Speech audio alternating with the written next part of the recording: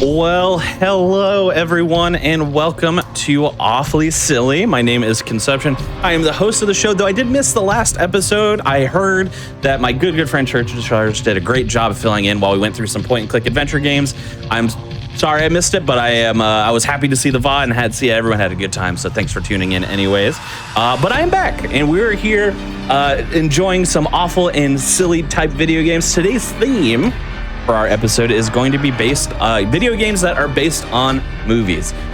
We will go into a little bit more about what we have on the docket in just a moment, but I want to remind everyone of just a few things. First, GDQ 2025 is coming up. It's right around the corner. It's going to be live from Pittsburgh, Pennsylvania from January 5th through the 12th. The complete schedule, including second round acceptances, is now available, as well as all kinds of other information about the event. So feel free to head on over to gamesdonequick.com and check the AGDQ 2025 important dates section to learn some more about what we have going on in lead up to the event. Additionally, I don't know if you happen to see this, but Hotfix, GDQ Hotfix, has its own t-shirt now. Specifically, it's a 2024 Season 4 t-shirt. So you're going to want to get it. It's super cool. It has a bunch of the show logos on there. It has like a hidden GDQ and the wires underneath. The design is super cool. The Yeti never misses, of course. If you're interested in supporting Hotfix directly and getting a cool t-shirt, feel free to go on over to theyeti.com/AGDQ and pick up that 2024 Season 4 shirt. You won't be sorry. Without further ado, let's dive into tonight's episode, where we're going to be going through some silly games that are based on movies. The first one is from a series that's near and dear to my heart, surprisingly, because I'm not usually a horror movie fan, but I'm a big fan of the Saw films. For all that they are, good, bad, whatever you want to call them, I love them. I have a lot of joy with them. And we're going to be kicking tonight's episode off with Saw the video game, run by Awfully Silly frequenter now at this point, Juhorse. Go ahead and take it away. Hi, my name is Juhorse. Hi, I'm Shirley on Speedruns in the Crypt, right? Which is totally not tomorrow. Yeah, definitely. Welcome to Saw the video game. The last time that I ran this game on anything GDQ related was 2 years ago, and I'm grateful that I could actually showcase this game once again. This game is very near and dear to my heart. This game came out in 2009 under Konami. Konami actually published this game. It was made by Zombie Interactives and then later published by Konami. So technically, this game is a Konami title as well. Unfortunately, they lost the IP to Saw from Lionsgate. So in 2013, they pulled it out from the PC version. But you can get this on console as well if you want this game on console anyway. But yeah, this game takes place between Saw 1 and Saw 2. I'll get to it in the game later on. But yeah, anyways, we're gonna be starting off with this game in 3, 2, 1. Yes, I do also want to play a game as well. So I hope that this game doesn't crash on me. There you go. Okay, so we are playing as Detective Tapp, as you can tell, where he's like trying to get out of this reverse bear trap in like the first Saw movie, where you just see Amanda in the Saw trap and such. The same one, and we are actually trying to escape from I think this asylum is called the Whitehurst Asylum, if I'm not mistaken, because I have not touched this game in a very long time. So I'm gonna try to remember a lot of the stuff that I've been commentating on as much as possible. But yeah, we are in that Whitehurst Asylum. We are over here kidnapped by Jigsaw himself, and we are gonna be trying to escape as much as possible. Hello, guy that Shirley is our co-op partner. That isn't our co-op partner as well. There's a lot of stuff that's going on in this game so far. The guy tells us, hey, there's glass on the floor. You should not be stepping on glass because we're barefooted. Yeah. Then we have like light, which I don't really have to use it just yet, but very basic stuff. The premise of this game is just to save a bunch of the victims that Jigsaw actually kidnapped as well and put into the Whitehurst Asylum. So there's the so-called your friends, but they're not really your friends as well. So the first one that we are gonna be saving is actually Amanda from the first movie, first, second, and third movie. Yeah. So like I said, this game is actually. Wait, hold on. Oh my god, my knees. So Amanda's from the first, second, and third movie. She gets to be in this Whitehurst Asylum, and we are trying to save her. Combat-wise, I would say in this game, you have to punch every single enemy in this game in order for them to die. It's faster. Don't pick up a weapon. If you ever play this game, don't pick up a weapon. Like, the weapons are useless. Except for a few that I will be talking about later on in the game. There are shotgun traps in this game as well that you have to react with the quick time events and such. And yeah, this is one of those puzzles that I probably would be only doing once if I could actually remember what to do. There we go. Not bad. Yeah. So, at that room that I took the nail, I had to skip a cutscene, so I slowly had to go towards the tray and take the nail. If I go way too far in, there's gonna be a cutscene that will be playing, and I had to skip that cutscene. Takes a little bit of time, but I'd rather not waste that time anyway, so there's that. Anyways, another shotgun trap right here. This is all done like with a PS5 controller, but yes, the buttons really just show the Xbox controls as well. So there's that. Punching walls, I do want to mention about that one as well. Wall punching, you only have to go to like the left, the right side of it as well, because if you were to punch on the left side, it takes 4 punches, whereas if you punch on the right, it's actually 3 punches. Little speedrun tech and such. Anyways, we are gonna be taking a key off of this guy. This guy's a dead guy. All the other guys are actually alive for some reason, so there's that.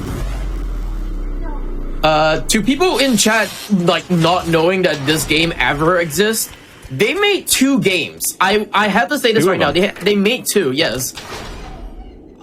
Surprisingly, I have both of the world records. That's right. We have an elite gamer in our midst here. Yeah, so this is Saw 1, the other one is Saw 2 Flesh and Blood, and yeah, also, bye. See ya. So this guy didn't do the balancing beam, which I'm gonna be doing it right there. Funny enough, on the PC version of the game, you have to use your mouse and move your mouse forward while balancing left and right. It's dumb. Yeah, this is why I'm using a controller for this whole game. There's also like using the numbers for this as well, like the numpad for this. Screw using the numpad, I'm not doing that. Anyways, I forgot to even mention that we are actually holding on to the scalpel. So the scalpel that I used to cut the dead body and take the key, I'm actually using the scalpel at the moment to like hold it on for a later like so-called mini boss in this game. So when there's a mini boss, like later on with the mini boss, I can actually use the scalpel and just like hit them with like 95% of their health depleted and such. So there's that. Anyways, I'm gonna be doing this. We're gonna be taking a coupler from that locker and just running backwards for a bit and then just like going out of here. Basically, you have to look at a light puzzle and like the light actually lines up to a gun, and then you have to find a locker with the gun on it in order for you to like solve the puzzle, and then oh kaboom, everything's all exploded and such. But yeah, anyways, we are gonna go into the RNG part of the game, which is the pseudo-randomness of some of the puzzles in the game. The first one we are gonna be going to is the circuit puzzles, or the circuit puzzles. I was about to say the coupler puzzles. The circuit puzzles have 3x3, 5x5, and 7x7 puzzles. This is the 3x3, which is really easy to do, as you can tell. You don't have to spend way too much time on it, surely, but in actual fact, there are 6 different patterns into each of the different corresponding like size of the circuit puzzles. So it will get progressively harder, but I've been running this game since 2020, so I know my puzzles that well anyway. So anyways, here comes a little skip that you just don't have to do. So this game tells you, oh no, there's a guy that's bashing through the door, you have to barricade yourself. Oh no, what are we gonna do? We're just gonna run towards the door. That's it. Wow. Simple. We're so safe. That's about it. So yeah, we're almost coming to the end of the first chapter, and we are gonna be saving Amanda. Also, by the way, these locks right here, they are always the same, so you can like just memorize the num locks or the number locks and just go through with the game. There is one chapter in the game that I will just be abusing that. So there's that. Yeah, it's just abusing it. I'll talk about it like later on in the game. Oh yeah, and now we are gonna be coming to Amanda's Trap. Amanda's Trap is actually just matching a red pill to a red vial and blue pill to a blue vial.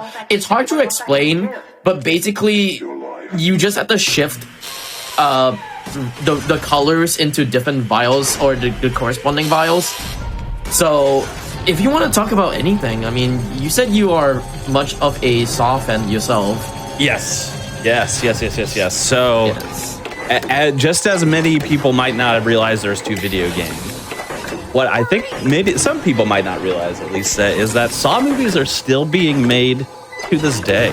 There's Yes. 10 of them currently, and they're making the 11th one now. So that's 10 plus Is movies it of actually lore. 10, including Spiral? Yes, including Spiral. Okay, It's 10. okay. I was like wondering. Yeah. Now, Spiral, if you're wondering, if you're not familiar, Spiral is kind of like a spin-off movie, and the only one that doesn't really revolve around the story of Jigsaw in any way. That Bad- stars Chris bad Rock one. and that stars Chris Rock and Samuel L. Jackson, and it is awful. It's the worst one by far. It's not great at all. And a lot of them kind of veer in quality. Some of them are really good, and some of them are not very good at all. So, Spiral and 7 are not very good, I would say. Weirdly enough, 6 is great. 6 is very good. 10 is very good. Awesome. Yeah, 10 is 10 awesome. is very honestly. good. 1 and 2 are very good as well. And the other ones are kind of just like, in the middle. More of the same, as it were. Yeah, for people who do not know about Spiral, it stars Chris Rock and Samuel L. Jackson, and they act as like the father and son. And Yeah, they are father like the and last son. 30 minutes it's like the worst part of the movie, like legit. Yeah, I don't want to it's explain about it, but terrible. it's just the worst part of the movie. It's so bad. Everyone should watch it for sure. But everyone should watch all of them. I see somebody in chat ask what makes a Saw movie good and awesome. Like the stories, the traps, the twist. There's always a twist. There's every Saw movie has a twist in the end. And I kind of base how well it goes on, the connective tissue that the movie connects to the other movie, sure. But like honestly, how hard the twist hits is kind of where I decide if a movie is good or not. All right, so we save Amanda. So hey, hello Amanda. You see the haircut? Same haircut as Saw 2. Yep. Amanda, big fan of Amanda. Very pivotal to the lore. Yeah, we're coming into another victim that we had to save later on. This is a very, like, how you say it, made up character that they put in the game. There are a few made up characters in this game anyway. This is one of the made up characters that they put in this game, which is Jennings. Jennings is a journalist. I don't remember. This is the one thing that I don't. No. Oswald is the journalist. I think this guy is the police officer. It's another police officer or something like that. But yeah, he knows Tab, and cursing. I forgot about cursing in this game. There's a bunch of stuff that happens with him that I don't remember. He killed someone or something like that because he wanted to save himself, I guess. He's like, oh yeah, you're bad to the society, so I had to kill you. And then Jigsaw's like, no, you come here right now. And locks him in the Whitehurst Asylum as well. Alright. There you go. So we got another shotgun trap right here. That shotgun trap specifically is actually just a tripwire, so you have to disarm the tripwire whenever you see that specific kind of shotgun trap. There is this shotgun trap right here where you have to react to the quick time event. The other one is just to like pull out the tripwire, and you have to have like very keen eyes to see those tripwires and such. All right, Jump scare. I forgot about the jump scare. Woo. So that's Pighead right there. Is it Pighead or Pigman? I don't remember what it's called. Or Man Pig. Yeah. I feel like in the movies it doesn't really give it a name. It's just kind of like Pigman. Yeah, it's not. It's just like visually scary more than anything. Yeah, it's just Pighead, I guess. But yeah, sure. Yeah, so now we have this kind of thing on our like neck, which is the shotgun collar. Very prevalent in the Saw 3 movie, actually. So basically, the shotgun collar, if I had to explain it as quickly as possible right now. So basically, the other guy also has a shotgun collar. If theirs beep a lot more than mine, theirs would just do that. As you can hear, the explosion right there. So if mine beeps a lot more, I get to be killed with that shotgun collar. So I do not want to have my shotgun collar beep a lot, and I want them to beep a lot more, because the further I am away from them, the more it beeps. The closer I am from them, the more mine beeps. It's very confusing, I know, but it's just relies on distance, I guess. Yeah, proximity. Yep. Yes. That's how I could say it. Usually I have like dices to like explain everything to the audience. Yeah, I run this game on Speedruns from the Crypt. He runs this game as well. Yeah, that's right. But for now I'm just gonna be explaining it alone and such. But yeah. So upcoming we are gonna be going into the. Do I have my? Oh yeah, I forgot about this. This little trap right here that it's like a minute and such. It's like escape rooms after escape rooms after escape rooms anyways, and then they give you a timer and such. A lot of these escape rooms I will be finishing it as quickly as possible anyway. So there we go, done. See? Easy. That only took like less than 20 seconds. A lot of these puzzle rooms requires like maybe a couple of seconds, and that's about it, if you're fast enough. And like I said, I've played this game like thousands of times, and I memorized like every single puzzle in this game already. Alright, so I'm gonna be picking up my scalpel right here. I dropped the scalpel like earlier in the game because I had to like drop the scalpel anyway. I didn't really have a choice to actually use it anyway, so just had to drop it right here.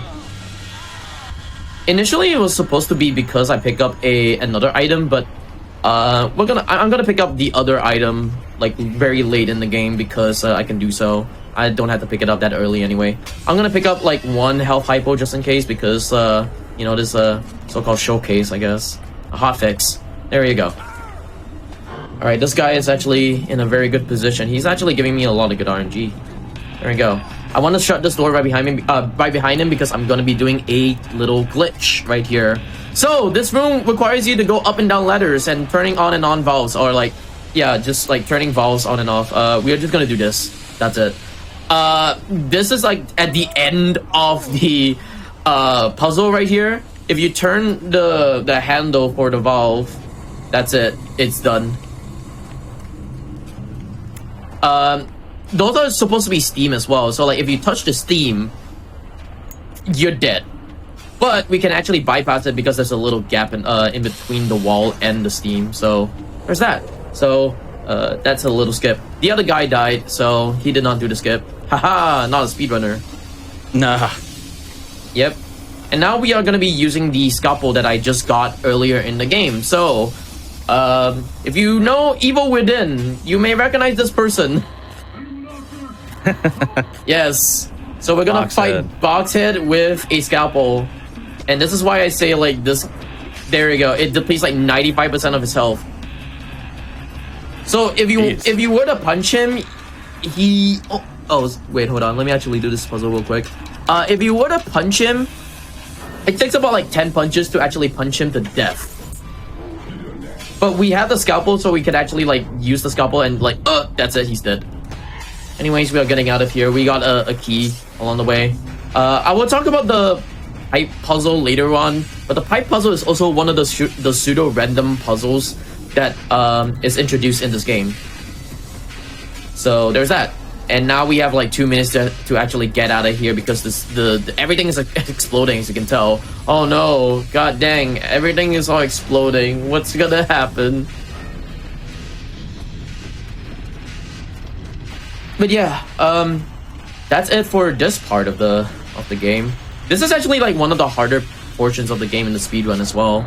If you were to learn the speedrun of it, the steam skip is actually one of the harder stuff in this game. Now we are actually gonna do another one more skip. I hope that this guy also comes here because we're gonna be doing a magic trick.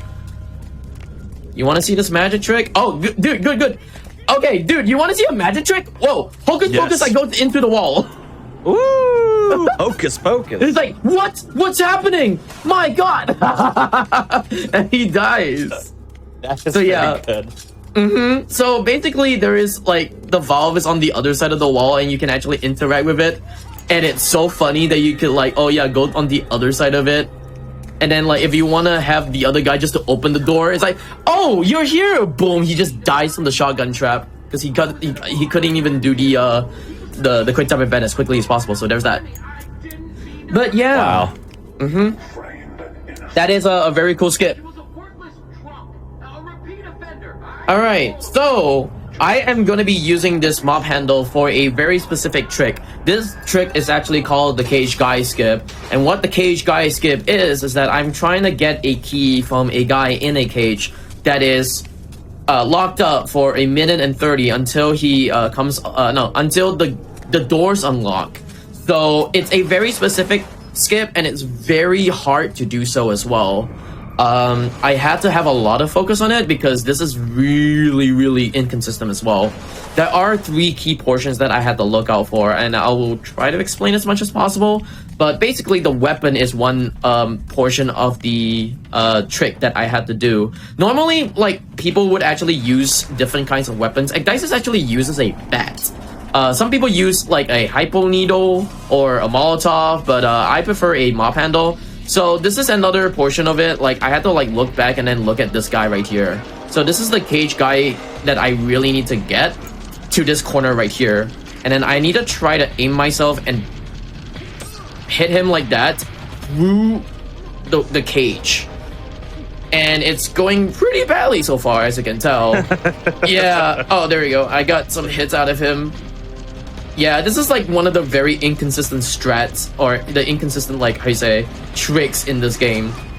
It could actually waste a lot of time. Okay, there we go. Once I beat him, the positioning of him is another portion that I had to look into, and the positioning is bad.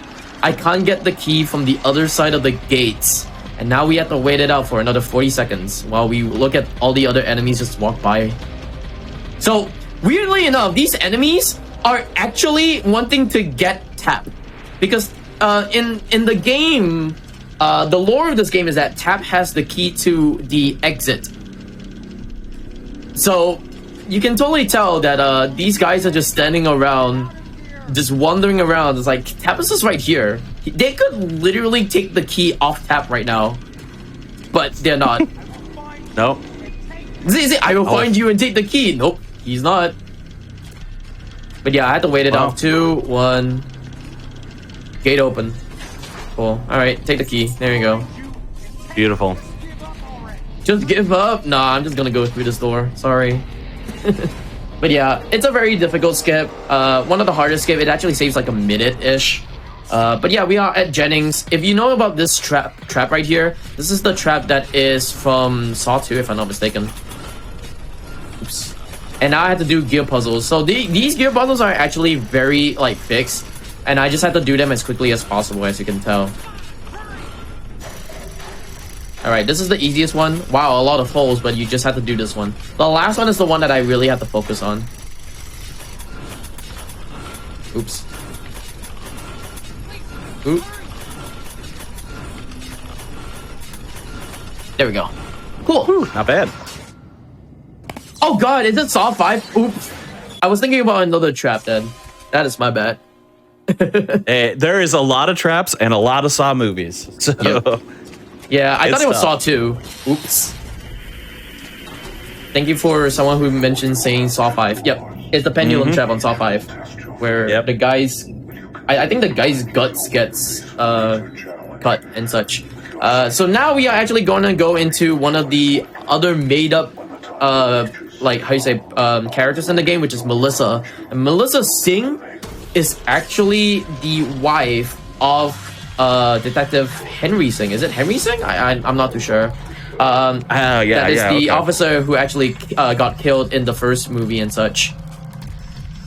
Oh, by the way, Trap's partner. Yeah. So, Jigsaw gave us 2 doors. I go into the blind door. The blind door is a lot faster because, as you can tell, I just had to navigate my way through the maze, and that's about it. Here comes another skip. This is one of those skips that like really would waste time, and I really do not want to do so. Wow, I actually got it like really quickly. Okay, that actually saves a lot of time from the cage guy skip that I was trying to do. So basically, if you rub tap on the table, he could actually like float up and such. And then doing it on the shelf as well will let you like just do a inbound skip, I guess. That's why you call it inbound skip.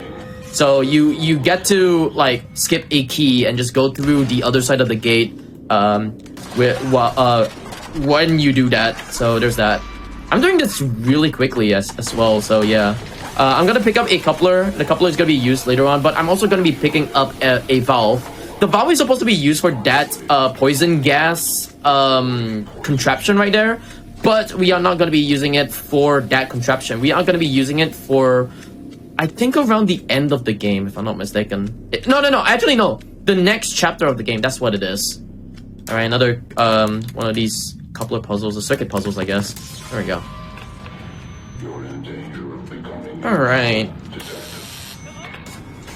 Alright, guys, do you want to see another magic trick? Alright, hocus pocus, let this guy disappear. There we go. Dude, there's a lot of magic tricks in this game, honestly. How do you like that magic trick, by the way? It's a beautiful one. You're not trapped, you're just a magician.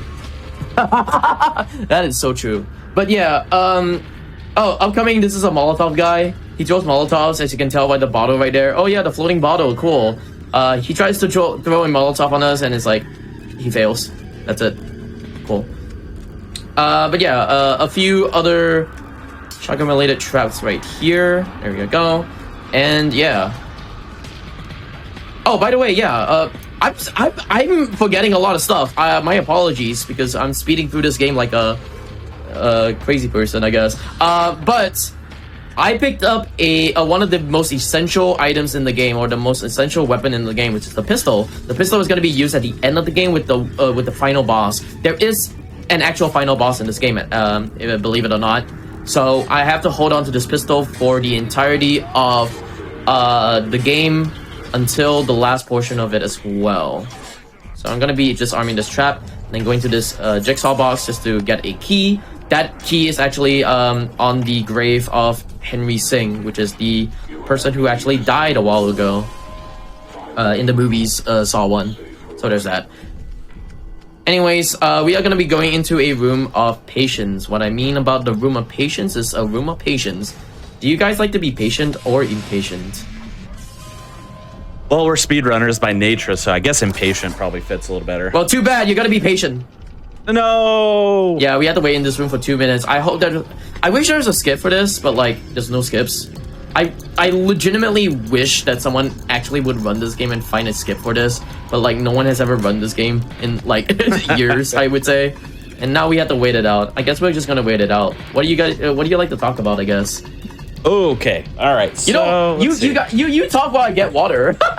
Yeah, sounds good. Sounds good. Okay, so let me dive into the recesses of some Saw lore here. Okay, so right now we're playing as either Detective Trap or a relative of Trap. I'm unsure because I haven't played the game myself. I do plan on playing them soon. Who is played by Danny Glover in the first movie. There is a whole cast of characters essentially. So 1 and 2, Saw 1 and 2 act in succession, as does Saw 3 is a successor to that. Saw 4 turns things a little bit on its head, and actually the entirety of Saw 4 takes place during Saw 3. So they're kind of like the two kind of converge at the end of Saw 4. And there you go. And then that's kind of part of the twist of Saw 4. Saw 5 and 6 and 7. Well, yeah, a little bit of Saw 5 is still within 3 and 4. Then we got 5, 6, and 7 are all successors to the original. Then we have Jigsaw, which is the 8th movie. And that one is a little, I won't go into it too much, but it's a little timey. It messes with timeline a lot based off what happened. Spiral, as we mentioned, is the 9th one. Entirely different spin-off. Entirely bad. Doesn't feature any of the characters from the other movies or anything like that. Mentions Jigsaw in passing, and that's it. And then we have Saw 10, which is actually a quote-unquote prequel. Takes place between 1 and 2. Which is funny because they're like, I don't know, like almost 20 years apart. So it's the same characters, same actors, but then they play themselves 20 years ago. You know, For your 2 minutes is up. oh, dang. All right. Well, you know, more Saw lore to come. Yeah. All right. But yeah, so I was about to say, like, yeah, we just had to wait it out for like 2 minutes, and that's about it. There is supposed to be another guy around that area, which is another box man, but like we don't really interact with him. Usually I would interact with him just to get another health hypo, but I guess we have a lot of health hypos on me. So there's that. Anyways, I'm gonna hope to not spam my A button on this door specifically because it can clip me through the floor and it actually would drop me all the way down, thus like letting me like reset all over again on that 2 minute 2 minute room, patience room. So there's that. Do not want that. But yeah, you explained the plot really well. Also, yeah, I've seen these movies a lot. can we get an F in the chat for Chester Bennington in one of the Saw movies as well? Yeah, he was in 6. I think it was 6. Yeah, I think it's 6. Might be 7 actually. I might be lying. It might be 7, but yes. no, yeah. it's the one with the 3D. So I think it's 6. Oh, that's 7. That's 7. Oh, that's 7? 3D Okay. is 7. Yeah. I'm pretty sure it's Yep. from the 3D because Chester Bennington's like body just like flies out of the car. So there's that. Yeah, he has as most of them do, has a pretty gruesome death in that movie. But yeah, we're gonna be waiting it out anyway. These are like just like audio tapes of Detective Singh's like son, if I'm not mistaken. Oh yeah, jump scare. The pig head is just like, oh yeah, I want you right now. It's like, nope. But yeah, No, we gotta go. yeah, the whole like audio tape is just like, oh yeah, Detective Singh's son, not in school and such. Please come back and such. Because I don't know what. Oh, it's because like the parents are not there. Dad's dead. Mom's got put into a saw trap and such. And now we are gonna be going into the next circuit puzzle. This is the 5x5 circuit puzzle, which gets a lot harder, as you can tell. And I had to focus on these puzzles as well. This is down. This is on the way on the ground. There we go. Cool. As you can tell, I am a professional. You are. All right. I'm gonna open up this door with the person in there. Can you not block me? Thank you very much. I need to get this chapel key. There we go. You use the pistol to poke onto the statue and it reveals a chapel key. And I had to punch him. No. Bad. Stay bad. Alright. So yeah. To mention about Melissa Singh as well, like Melissa Singh has a game that she has to play as well. But I'm not gonna be spoiling it. I will say this. Before I actually started off with this run or the show, I guess, I asked Conception if he wants me to do the true ending of the game. Or not the true ending, sorry. The other alternative ending of the game, because there is an ending that is like shorter and then an ending where it's like a lot longer. I will, if I have time, I will show you guys the longer ending of the game. And it's really funny as well, so that's cool. But I get to punch this guy. This guy has a contraption on his hand that if he dies, it would explode. Or I don't know what happens. Like it's just like something that happens when he explodes and such. But it's bad. Oh, I just do that. Okay. But yeah, Melissa Singh has this as her own puzzle or her own kind of side quest, I would say. So we had to like free her, and then she's probably gonna do that so-called side quest later on. But you know, if I don't have a lot more time, then I'm probably just gonna go with the shorter ending, and then I explain about the longer ending afterwards. But yeah. Anyways, we are gonna be waiting it out a little bit longer. This is the chapter where we just wait it out. Like, oh yeah, chitter chatter, yapping, but like, we just get to watch like Melissa and Jigsaw, also known as John Kramer. Spoiler alert! They just talk to each other. Yeah.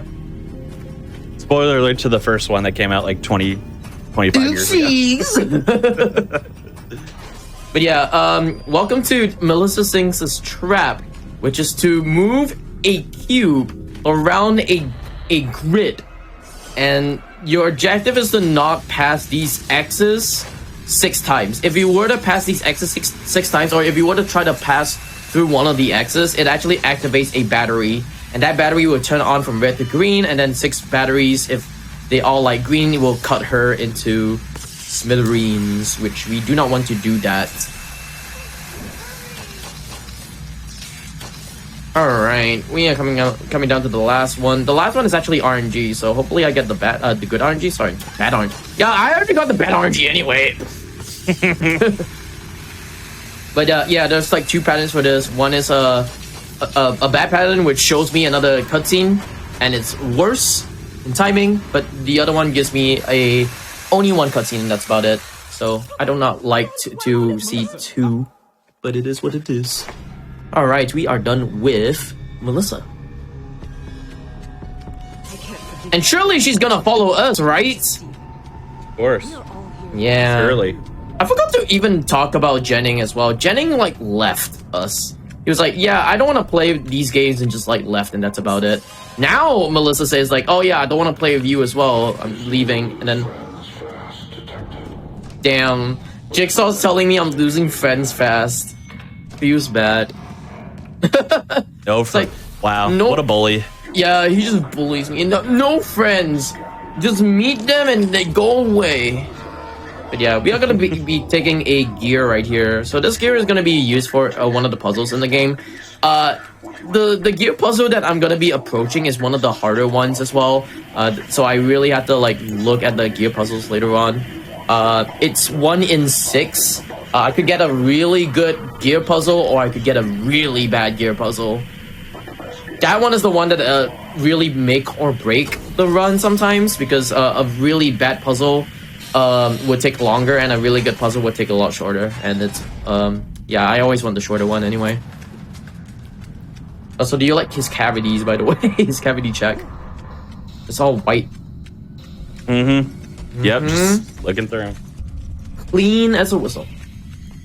But yeah, we're gonna go into one of the walls over here. We're gonna punch the wall right side. One more. There you go. Alright, so the next victim we are gonna be trying to save is actually Oswald, and Oswald is a journalist.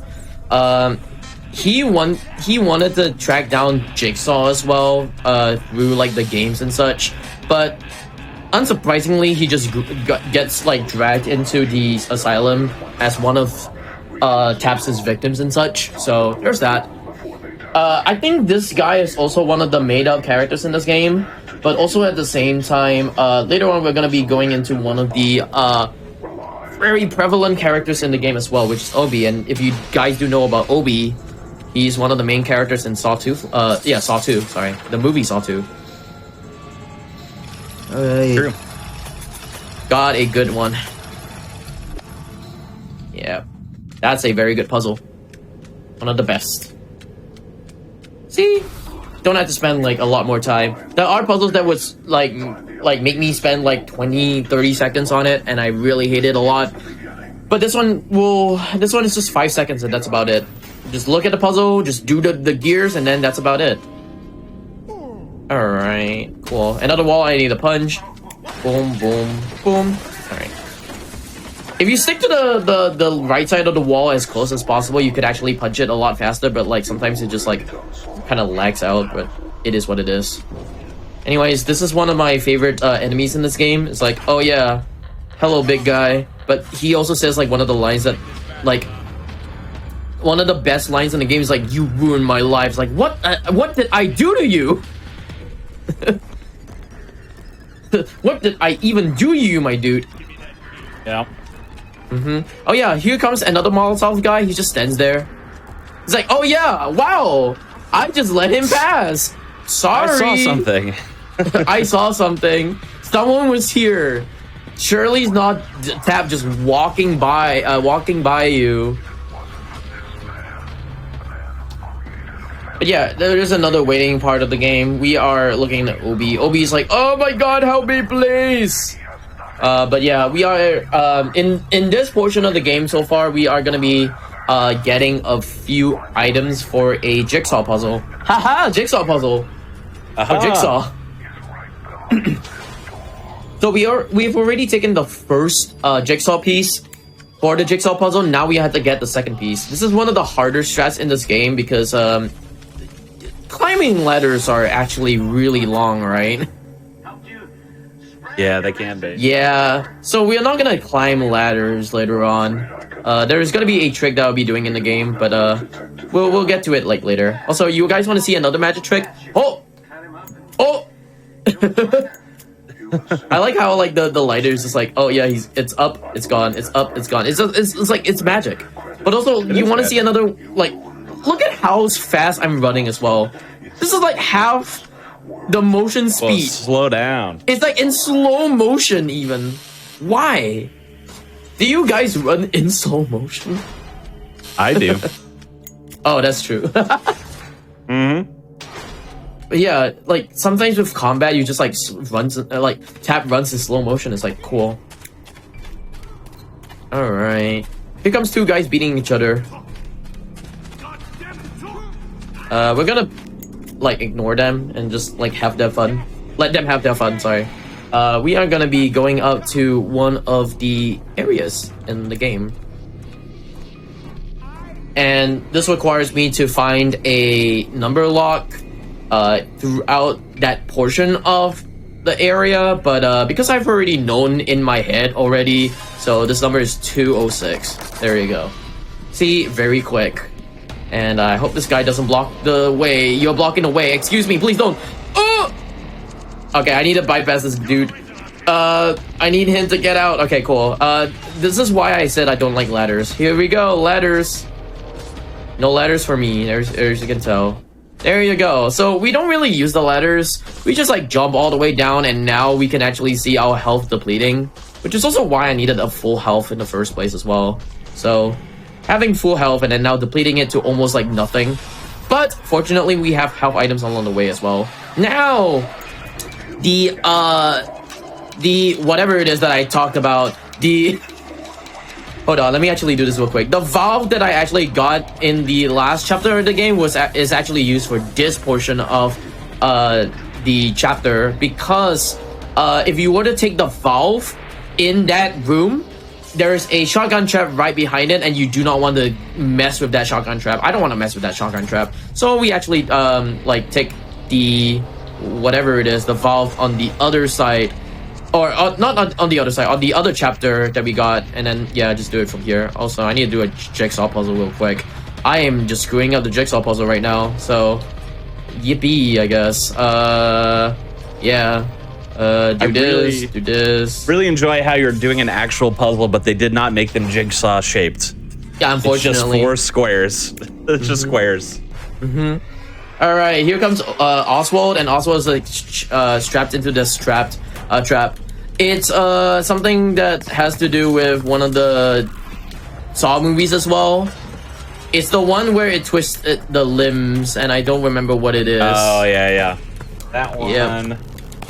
Ooh. Yeah, I don't remember what 5 movies 4. That. It could be 4 or 5. 5. Yeah, can't remember. Yep. All right, cool. This is the 7x7 grid puzzle that I was talking about. Here, look at how big it is.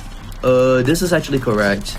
Like I said, there are 6 patterns in every single grid puzzle that I do. This is one of them, and I'm getting an okay pattern, I would say. This is like an okay one. There we go. Fast and easy. There you go. And now we save. Now we save Oswald. Look at Chad being like really smart. Saw 3. Saw 3. Okay, there it is. Yes. All right. All right, Oswald. Uh-oh. Well, he dies. Sorry. We saved him. We did what we could, you know. Yeah. Sorry. He didn't do the quick time event. But we are gonna go into our next victim of the game, which is Obi. And Obi is very prevalent in Saw 2 because, you know, Yes. so in this game, he's literally a masochist. He really likes being in jigsaw traps. I don't know why. He just really wants to play his games and be in like any kind of situation that would give him a second chance, and like he's not getting a second chance. So we have to save him. He's in like some kind of boiler room or something like that. A furnace room, sorry. That's the one. He's in like a furnace room in a furnace, and we have to save him. So there's that.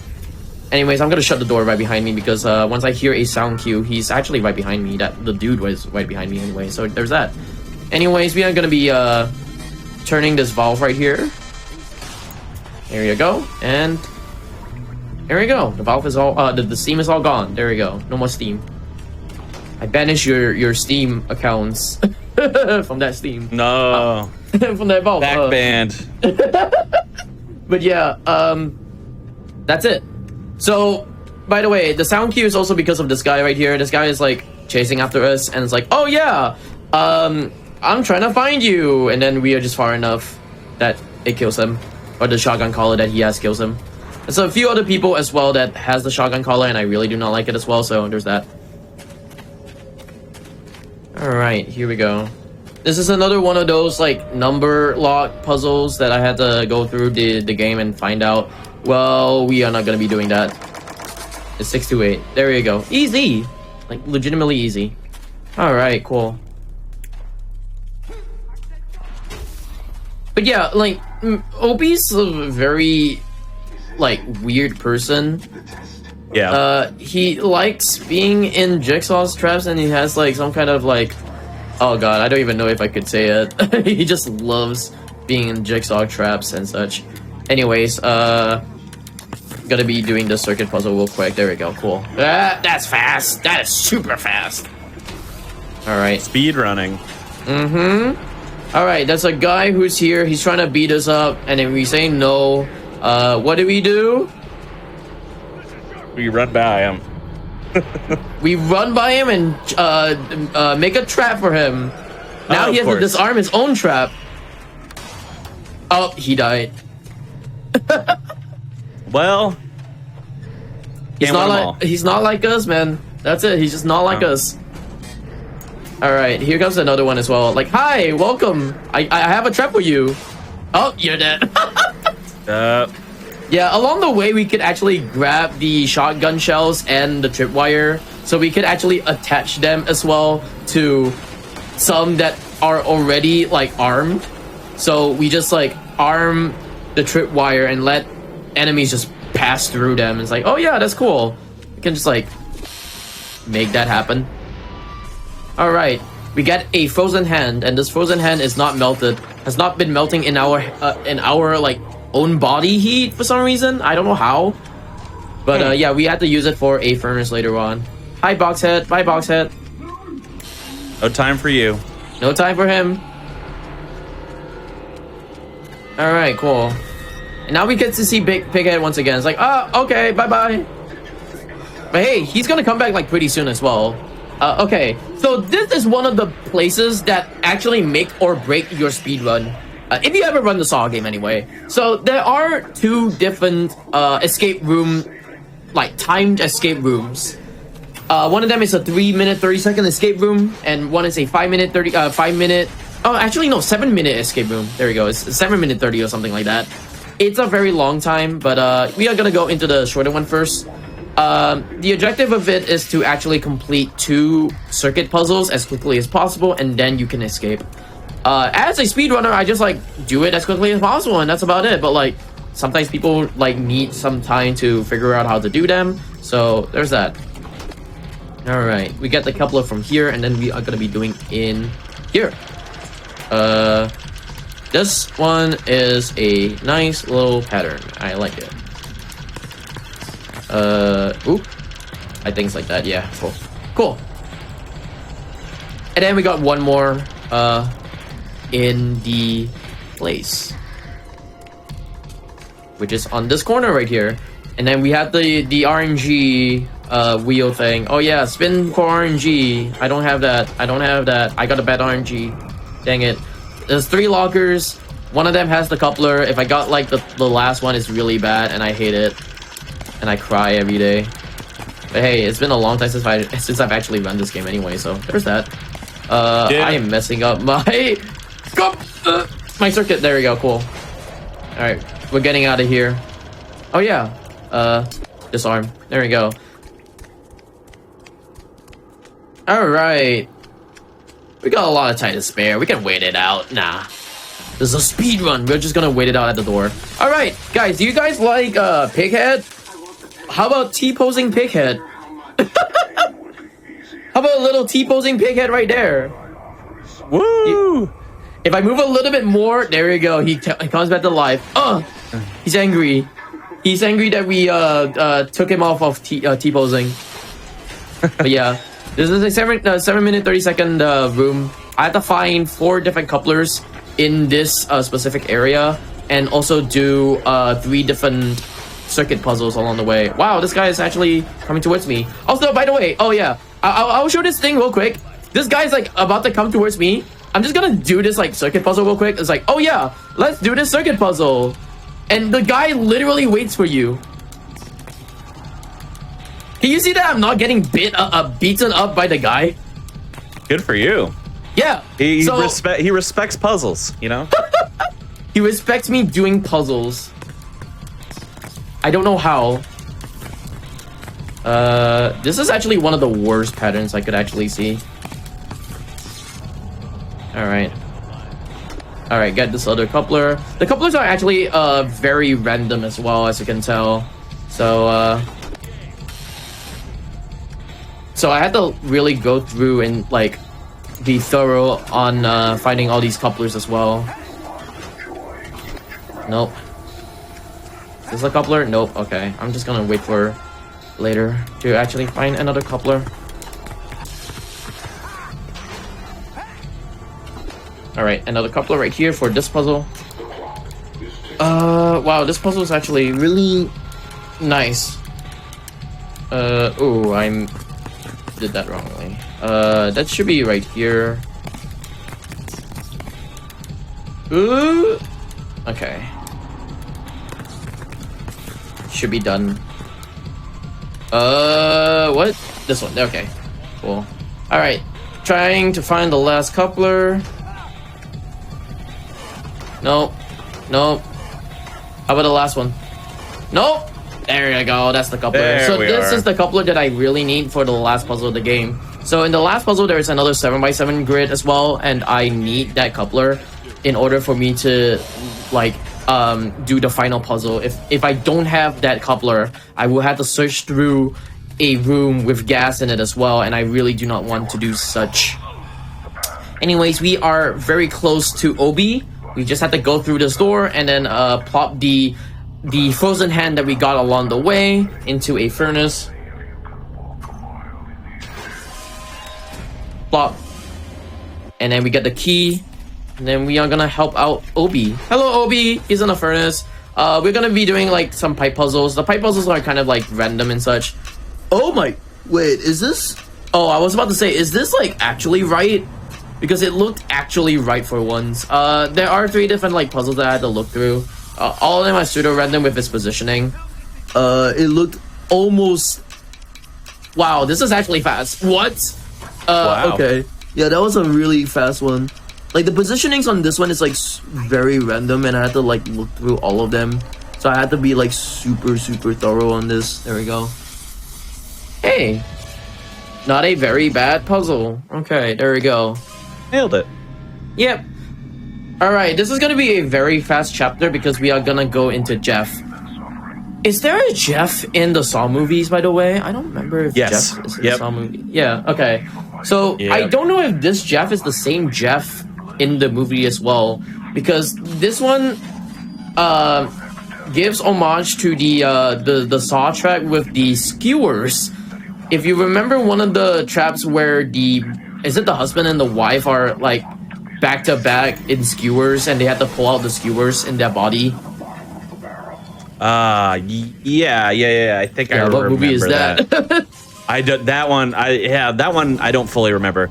But Jeff is like one of the main people in, I think it's Saw 4 or 3? So 3 or 4. They get confused because they occur at the same time. It's 3, I think. Maybe. All right, this is one of the areas that I just bypass everything. You're supposed to find like lights or like colored lights to put into like the light bulbs and such. We don't do that. We just find out the number and that's about it. All right, here comes the hard part. Hopefully I can explain this. This is a memorization of puzzles and such. Camera nails, the puzzle piece tape. So yeah, I had to match these kind of stuff to its corresponding like item as well. So I'm hoping I do remember a bunch of them because it feels like I don't remember a bunch of them already. Okay, that's a camera. Okay, so camera's right here, and everything on this one is like super random. Okay, that's a nail. I don't remember what the one is at the bottom. This is pills. Yeah, okay. So everything in this one is super random, and I could get like any kind of like any kind of picture in each of the different screens that I have. So it's it's pretty much like just memorization. They brought it back later on in like Saw 2 Flesh and Blood, and I don't like that one. Yeah, they gave like 3 different memorization puzzles instead of 1. It's like, oh yeah, you think this is hard? Nah, we're gonna make it harder, so there's that. Anyways, this is our last trap. Also, yeah, Jeff escapes alive after being skewered by like 20 different metal skewers. That's cool. He escapes. He has holes in his body. I don't know how is he gonna like escape over the blood loss, I guess. But this is our last chapter of the game. Oh no, guys, I really want more Saw. But unfortunately, this is our this is our last chapter, which is our self, which is Tap's this last little game, which is to escape from this asylum. But he's also given like 2 choices later on in the game, so I don't even know if I have a lot more time. You know what? I'm gonna risk my time right now. I'm gonna show you guys. Yeah, I'm gonna show you guys the true ending of. Well, the truth ending, I would say. Later on, there's 2 doors, and I'll be choosing like one of the 2 endings of it. I'll talk about the other ending as well, but the other ending, surprisingly enough, is actually a continuation of Saw 2: Flesh and Blood. But there's that. All right, here comes the part where I actually use the pistol. So the revolver is the one that I have on my hand like the whole time. Also, that guy is getting electrocuted. Goodbye. Well, F to him, I guess. But we are gonna be using the gun for the only Pighead, because Pighead is our final boss of the whole game. So there's that. So basically, I had to use this revolver right here and just aim it at him. 6 bullets kills him, and then that's about it. If I miss one, I probably have to punch him anyway. But like 1, 2, 3, 4, 5, 6, and he's dead. Whew. He gives us the library key, which is right here conveniently. See, it's so easy. That's it. Simple. Mm-hmm. But yeah, we're gonna wait it out for a little bit longer because Jigsaw is gonna be yapping about stuff. It's gonna be, oh, you killed my servant! Boo-hoo! He's vulnerable! Yeah, vulnerable to bullets, I guess. But yeah, we are gonna be doing like one more, like one puzzle over here in order for us to look into 2 doors later on in the game. Alright, here comes a puzzle that I'm probably going into the wrong direction. There you go. That's the right direction. Cool. Alright, didn't have to spend a lot of time. Alright, so these are the two doors that I had to make my choice. There's a truth door and a freedom door. For the sake of time, I'm gonna go into the truth door anyway. Okay, alright. Yeah. So I think I'm gonna be still underestimate. I'm still looking at my life split times right here. I like really overestimate over my world record time, which is 56:38, I guess. But it doesn't really matter. It's a showcase anyway. So there's that. But yeah, in the freedom ending, Tap dies and it continues into Sawtooth Flesh and Blood. Where Michael, the son of David Tap, actually continues on with the legacy and such, or with the games. But for the truth ending, we are gonna be we're gonna be watching something else. Oh yeah, we are also going. Oh my god! Wow, he actually throws that molly like perfectly on me, and that actually is bad. I'm just gonna heal up right here. Oh, this might be actually really bad. Better safe than sorry. Yeah. This might be actually bad. So this is like a 10-minute puzzle. You're supposed to go through this maze, but I'm gonna give a shout out to either like I think Nub Zombie or UFO Techie. They found that kind of strat where you just walk onto the beam. That's not an intended thing. You just walk onto the beam and then that's about it. You just get into this portion of the escape room as well. This is also 10 minutes as well, but like surprisingly, oh yeah, 10 minutes of this? Nuh-uh. It's just only like 30 seconds and that's about it. Or is it like 20 seconds? I don't remember. As you can tell. See, like, oh yeah, we are on the other side. And it's like 9 minutes, 40 seconds to spare. There we go. Alright, healed up. This is the final puzzle. Remember when I took the coupler from Obi? So, in Obi's chapter, I took a coupler. This coupler is going to be used for this puzzle right here. And I'm going to be using like only 1 health bar for this. So I had to be really quick about this. If not, I will be healing up. And I do not want to be healing up because it wastes time.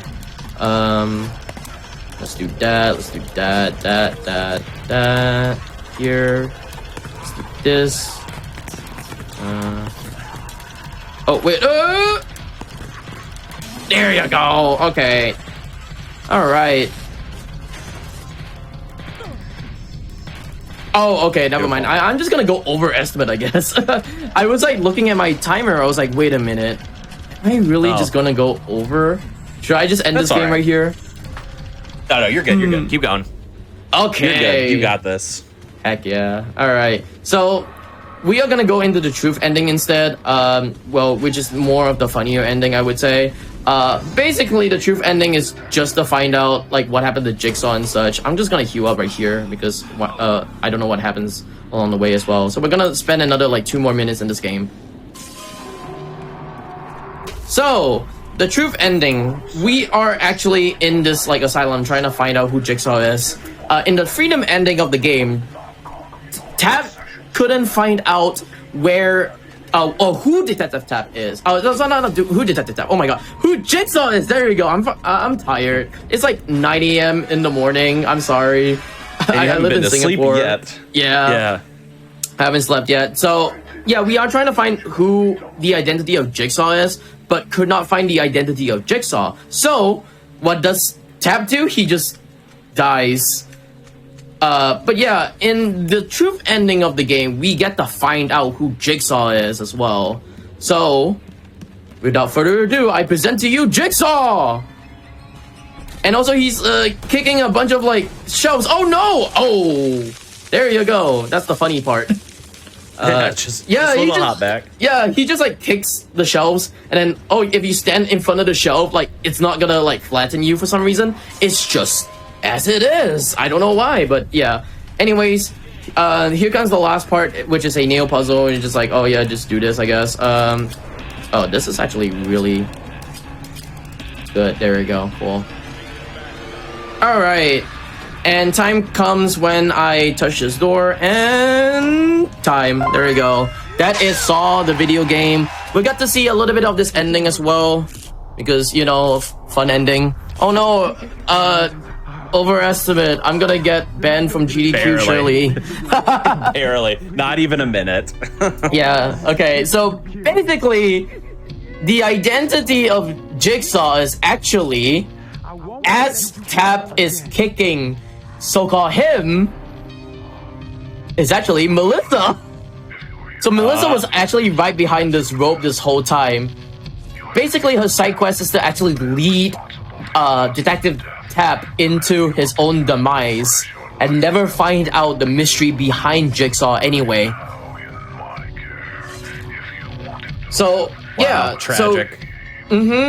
So she made all these traps, and then if there's this part where, like, if Detective Tap actually finds her before 6 a.m. or something, she dies. Because why not? When the clock strikes 6, you will be free of this place. But watch your step. Wow. The same fate as your late husband. But I call this the funny ending because, like, shells literally get, like, plummeted into you, and, like, you just never get flattened for some reason. So there's that. Oh yeah, Melissa dies. The Billy doll. Oh my god, I'm a true fan. Hi, Billy. Yeah. Oh, the other thing is that I love to call this game the Dead by Daylight game because apparently a lot of people like know this game through Dead by Daylight. Oh wow, really? Yeah. That's apparently how they know? Not a lot of people know the Saw game. And then I talked to them about the Saw game. It's like, oh, I know the Dead by Daylight game. And they thought that the Dead by Daylight game is the Saw game. But yeah. Anyways, that is all the video game. Tap gets strapped into a bed and he becomes psychotic. And then that's it. That's the game. And also, a really cool thing about this game as well is that this game also crashes once I finish this game. Oh yeah, cool. We're done. There you go. It crashes. Yeah, and the so crash. There's that. Yep. Beautiful. So that's all the video game. I hope you guys enjoy it. If you guys want to check me out, I'm Juhorse. That's JAZORSE. I'm a horse speedrunner / streamer. I do a lot of horror / variety games. I love my silly games as well. So there's that. I do want to do a few shout outs real quick. Shout outs to Igdisis, who also brought me into this game. He was the one who really did push me a lot to run this game. Shout outs to people like Schmumbler and Zotan, who also runs this game as well, and Utrans as well. Those people are really cool people as well. Catch Schmumbler and Igdisis on GDQ if you want to see them a lot more. But as for me, I am Juhorse. I'm just doing the hotfixes, I guess. Anyways, Khan, you can take it away. Yeah, absolutely. Everyone be sure to check out Juhorse's channel. Incredible stuff, silly stuff, horror stuff. I mean, you've been on this show like 3 times, so you got your stuff. But yeah, thank you so much for running that. Incredible run, incredible game. For everybody else out there, before we continue on, we are going to take a little bit of a break.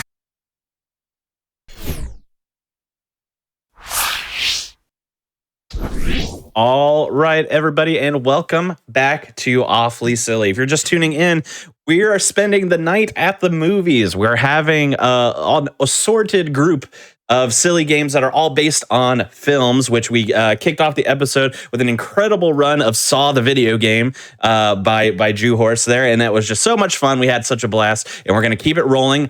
But first, we want to go over just a few things. First, we are going to ask that you join us in celebrating Black Joy with Back to Black, which is going to be an event that is February 6th through the 9th of 2025. I believe the schedule is out. It's absolutely loaded.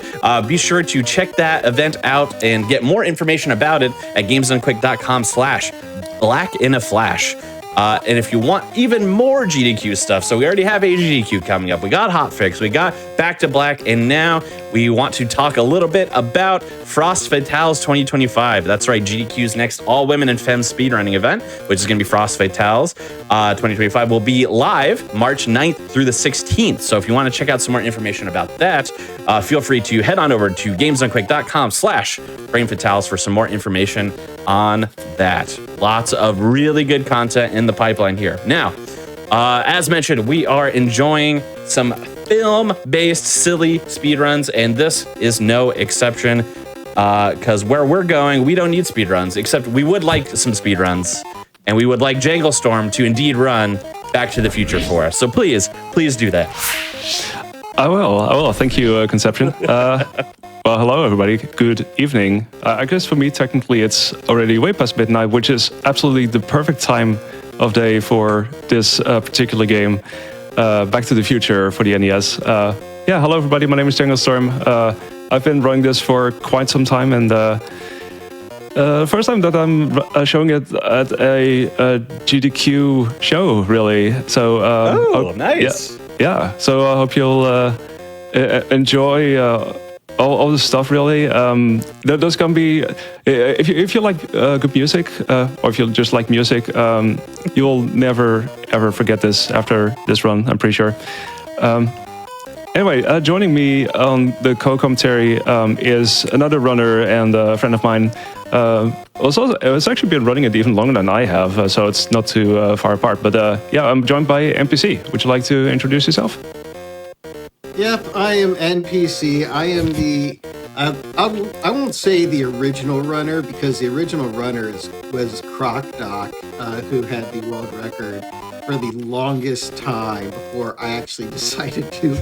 I wanted to spend all my time trying to beat a record that was like 9 years old. And then I accidentally got Jangle Storm, Brossentia, and Koal Lazy to all speedrun it as well. Yeah, I can only apologize. we definitely made a decision by picking this up. It changed our lives somehow, you know, and here we are.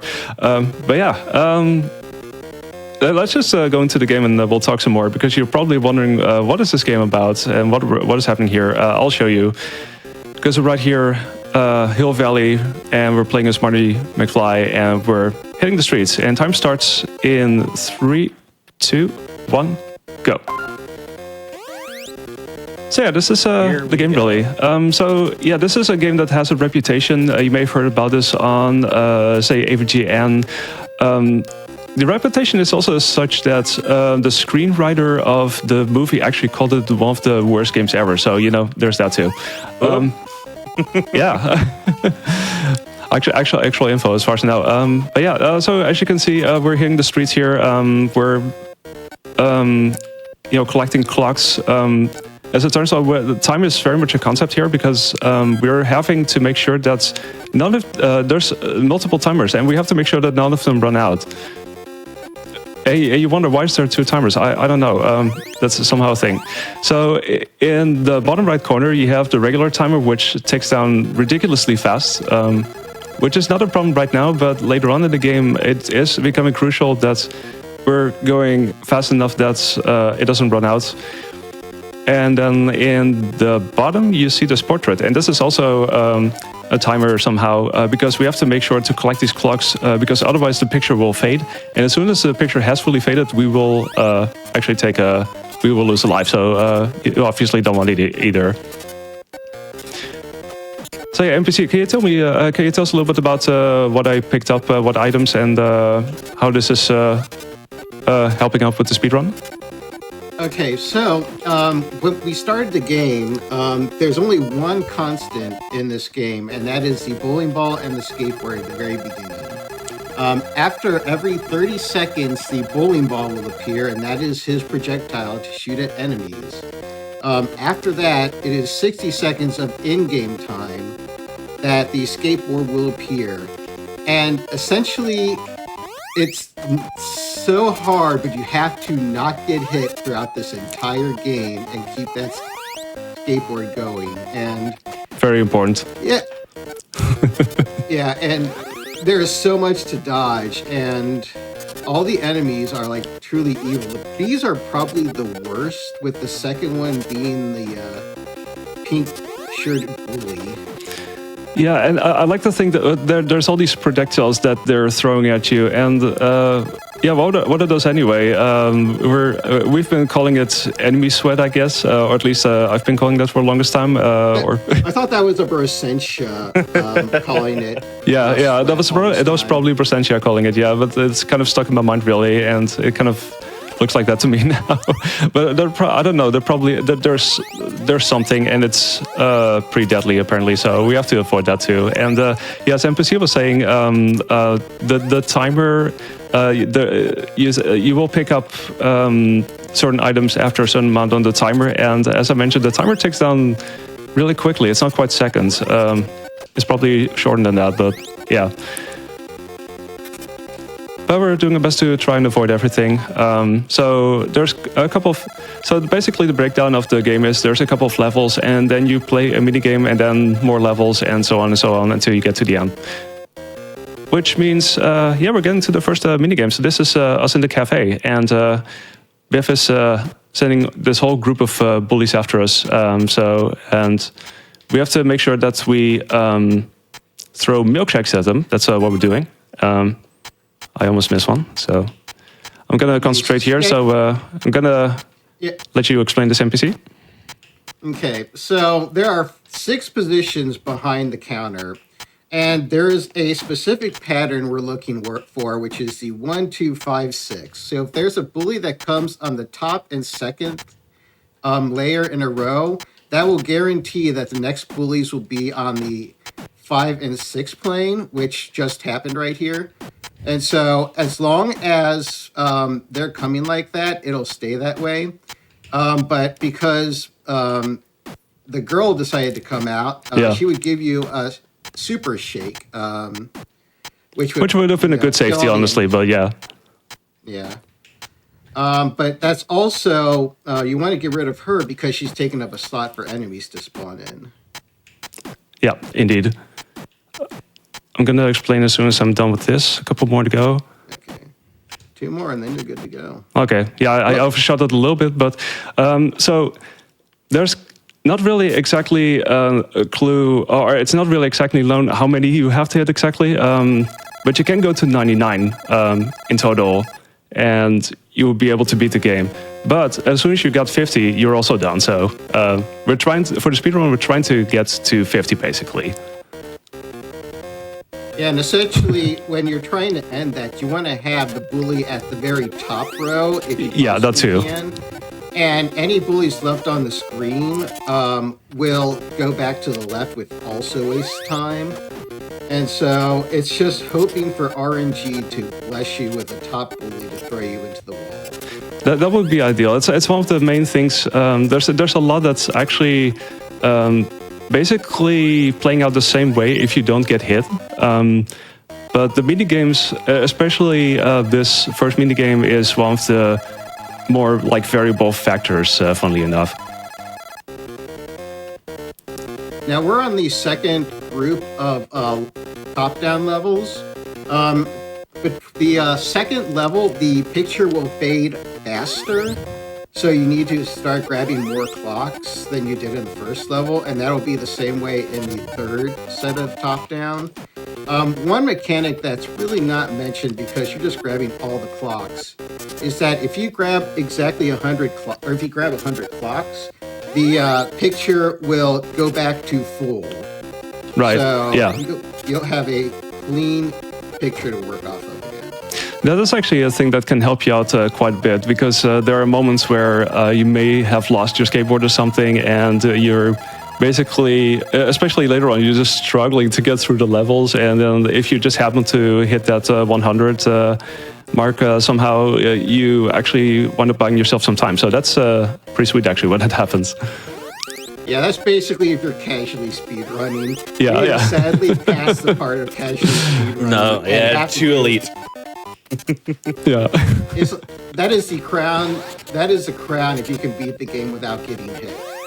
Especially that. I mean, beating the game without dying is already a massive achievement, as I found out the other day. As I was I was basically de-risking this game by doing the retro achievements for it, which was totally a good decision I've made. And well, the toughest one was trying to beat the game without dying, and I had done that before, but just doing it like that turns out to be tough somehow. So yeah. I can now once again speak from experience that kudos if you can do that, and especially if you can do the hit list. That's basically if you look at the board, there's a couple of lower 17 times. That's basically where they are basically getting that. So it really it tends to add up pretty quickly if you do take a hit at least. Yeah, me and Jangle Storm are 1710. And Ness Cardinality, who is the world record holder, has a 17.3. Yeah. Which means he not only did everything properly, but he also got a pretty awesome final level, which we'll talk about when we get there. Yeah, that was. I think it was like result of like hours of grinding really on stream, like literal hours. Okay, Red Skill. We're gonna receive some hearts. Yeah. So this is. Yeah, there's really not much to talk about other than you're really trying to concentrate and figure out. Try to keep your eyes on where the hearts are. And keep an eye on the top right to know when you're getting 50. Because I think after like 30, it starts... I missed it. Yeah, that's what I was trying to talk so you can concentrate. Yeah. If you screw this up, you have to go back a level and you have to replay one. Yeah, and that technically counts as dying as well, I believe. But yeah. Oh, well, we'll just replay this again. We'll try again. Yeah, this would definitely be a reset of any sort. Normally speaking, yes. Yeah. But this is also, we get to see when he just picked up the bowling ball, and that's when the 60 seconds start of the timer at the bottom right for when that skateboard will come up. But if you don't have the skateboard, generally you can survive a level and getting like 4 hits or 3 hits, I can't remember which. But now that he has the skateboard, we're going to be zooming on back to the yeah, no, it's a... end of this level. Hold on. I was going to save that for the ending of the stage, but yeah, it does make it easier. So sometimes I say that, and then, of course, the moment after I say that, I tend to lose the skateboard. Okay. Yeah. I will also say that I have looked into, I've never done this just because it's stupid boring, but you can hypothetically do a low % of the game where you do not grab a ball or a skateboard, but it also requires you to not get hit in the last levels of the game because of time. But yeah, I tried doing that and I did not have a fun time, so I just let it be. I think that was a wise decision. Well, I mean, I've already started speedrunning Back to the Future, so my decisions are already bad. We're through. You both have been on this show before, so the decisions have already been questionable, you know?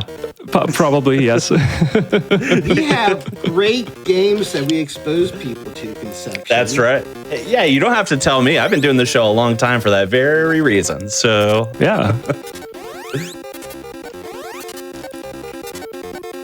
So yeah, now we're on to the third set of top-down. So yeah, the main thing is that you're going to be going to the left side of the screen more than the previous levels.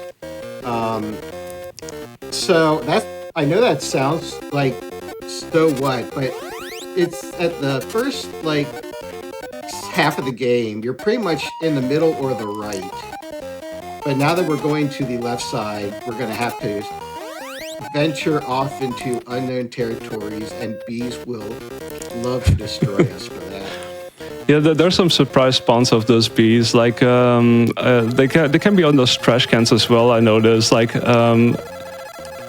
I do remember recently I was I had everything in the skateboard and I was just flying through there, and then suddenly there's a bee on the trash can, which totally was camouflaged, and I had no idea it was there. That's always there we go. Talking about that hitbox. Oh yeah, you might hitboxes. think that Marty's hitbox is the entire body, but it's more the 2/3 of the bottom of his body. So if stuff can go flying by his head, and you can still be safe, but everything comes at you so fast you don't really think about that. There's stuff that you can get away with, yeah. I've been surprised by that too. Some really close calls, and yet still hitbox stuff that's somehow saves you, funnily enough.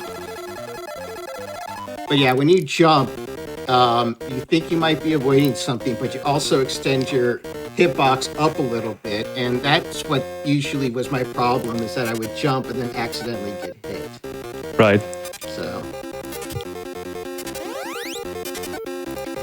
I'm just like looking at the flies. I'm like, oh. Yeah, also, have we talked about those random projectiles that can go back on screen again after the enemy should basically have despawned?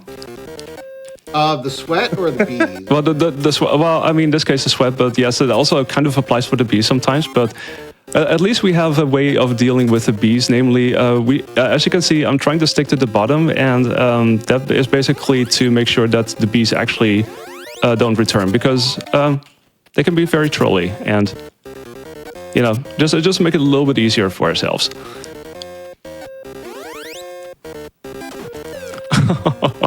Oh no! Anyway, Back to the immediate Future fall. speedrunning in a nutshell.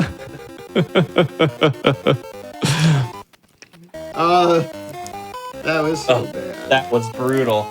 Yeah, well, at least I will see the end of the stage, and you know, just gonna make sure that I retrieve everything here.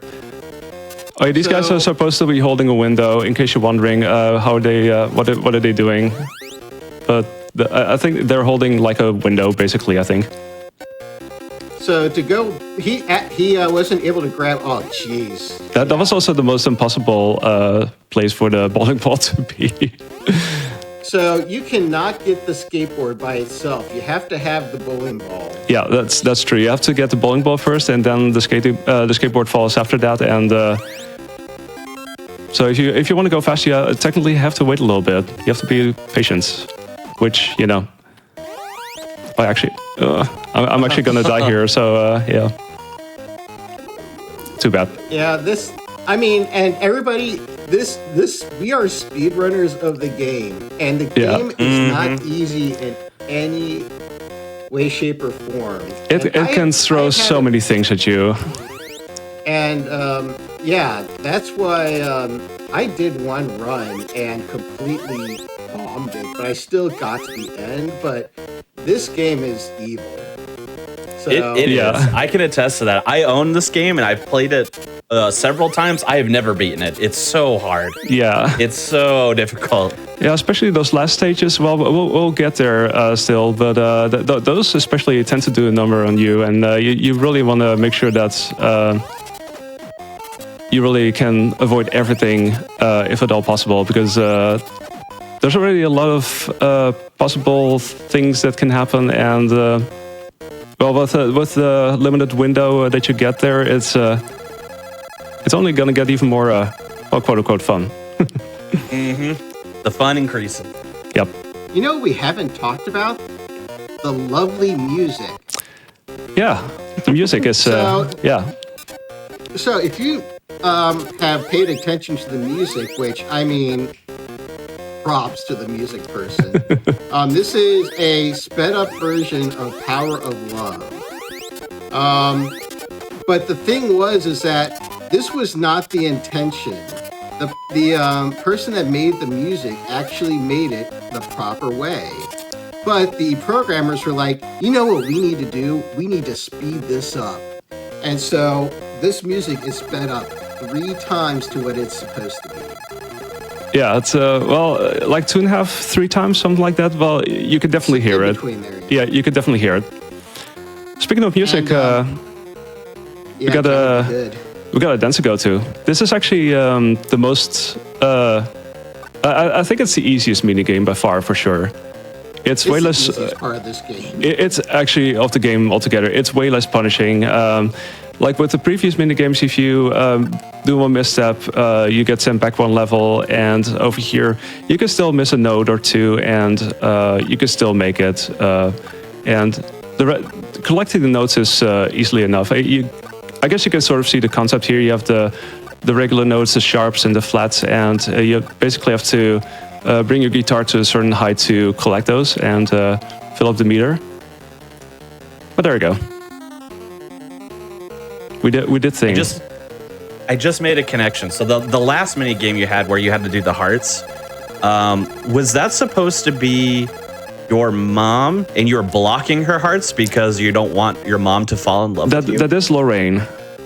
Yeah, okay. Interesting. Wow. Yeah. Connected it all. It's very deep. So we're now at the final 4 top-down levels. Now, we do not need to collect clocks anymore because we have, saved the couple. Yeah, so obviously, we don't need to collect those anymore. To offset that, though, these levels are longer than any other levels. This first level is just slightly longer, with the next 3 being the longest. Yeah, you can afford to take one hit still, but after this stage, that's pretty much over. If you take one hit in the next few rounds, you better hope that you get like the skateboard and all that very soon, or else you're gonna be potentially in trouble. Yeah, the main thing is just how long you were able to keep the skateboard in the level. Yeah. Because if you got a distance, you can take like a hit or 2. But if it's at the very beginning, better grab that bowling ball when you can first get to it. For sure. Yeah, so sometimes if you don't grab it immediately, it tends to spawn in very inconvenient locations, like right behind the bench or something, or a spot where you want to you would grab it and then you'd suddenly have to make a massive leap over whatever is in front of it. It's also the reason why I wait for that sometimes.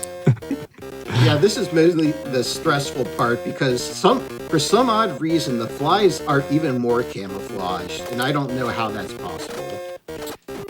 The flies were already a thing, and they're even more like, fly-like. They just like hiding in the plants. That's just...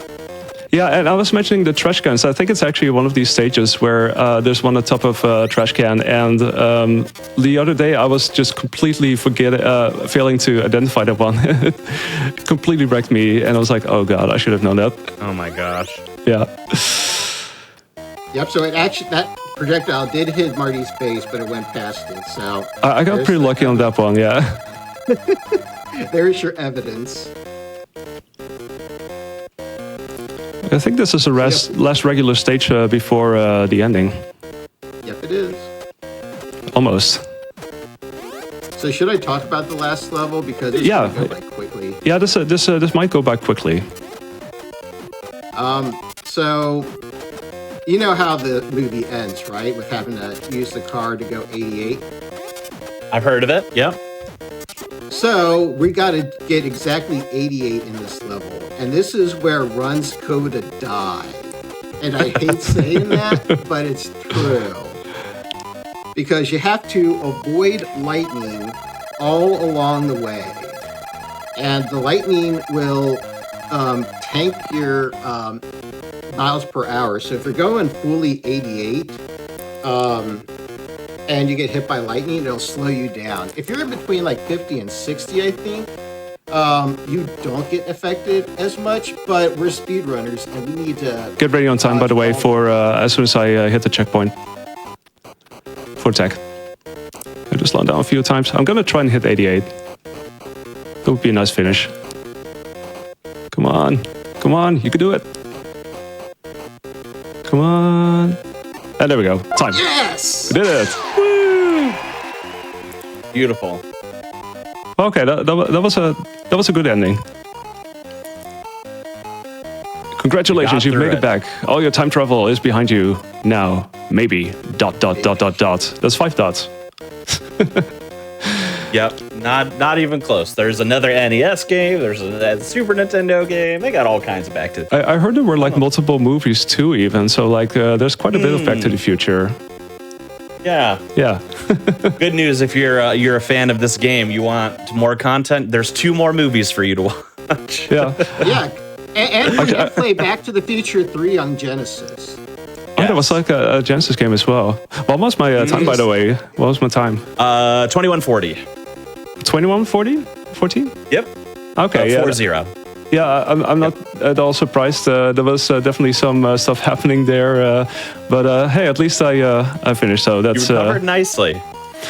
Yeah, the last few stages, I'm actually surprised that it went as well as it did, because that tends to give me quite a bit of trouble on occasion, but that recovered very well. So Yeah. Very good, very good. Yeah, that was awesome. I cannot elaborate enough how hard this game is. So to finish it at all is an achievement. To finish it in 21 minutes, incredible. So I was so nervous with those two first mini games. Let me tell you that. Well, okay, we did it. You crushed it. You crushed it. Any plugs for either of you before we get ready for our next one? You first, NPC? Well, you can see my channel on Twitch, NPC_lives. I am on the weekends, not this weekend, but the following weekends and a few weekends before, I was doing Awful Block Preview, where I play the games for at least 2 hours. And if by some chance I do really well, I will start speedrunning the game against my better judgment. I didn't know that. Did you play Bite Night yet? It is on the list. But I now have a speed run on Rex Ronan, Experimental Surgeon. You gotta let me know when you play Bite Night, because I want to come see it. You won't need 2 hours. You won't need a quarter of it, but... And I do have a run on Durango Wanko, so... Yes. And you're gonna be running at AGDQ as well. What are you running? I'll be running Kevin Costner's Waterworld. Yeah, you will. Oh, I was so excited for that. Already featured on this show once before, and it's all of its glory. It's a lovely thing. For me, I'm also going to be at HGQ. I'm also in Awful Block. Yeah, you are. I'm going to be running Oscar for the SNES. And if you like audio thingies, then you'll also like that particular audio thingy and everything. So definitely go check that out. And normally I do various speedruns on my channel. So if you like that, I do stuff like this, but other things too. Feel free to drop a follow on my channel, twitch.tv/JanglesTorm, and hope to see you there. And otherwise, hope to see you at HGDQ. Yeah, absolutely. Make sure to give these two a follow. Everyone who can speak right now is going to be an awful block of AGDQ. So it's going to be a banger block. It's going to be awesome. So be sure to tune in and also follow these two wonderful individuals. But for now, we're going to get set up for our next movie game, but we need to take a little bit of a break here. So feel free, get up, stretch, maybe grab a milkshake or a Pepsi. Perfect, your choice. And we'll see you here in...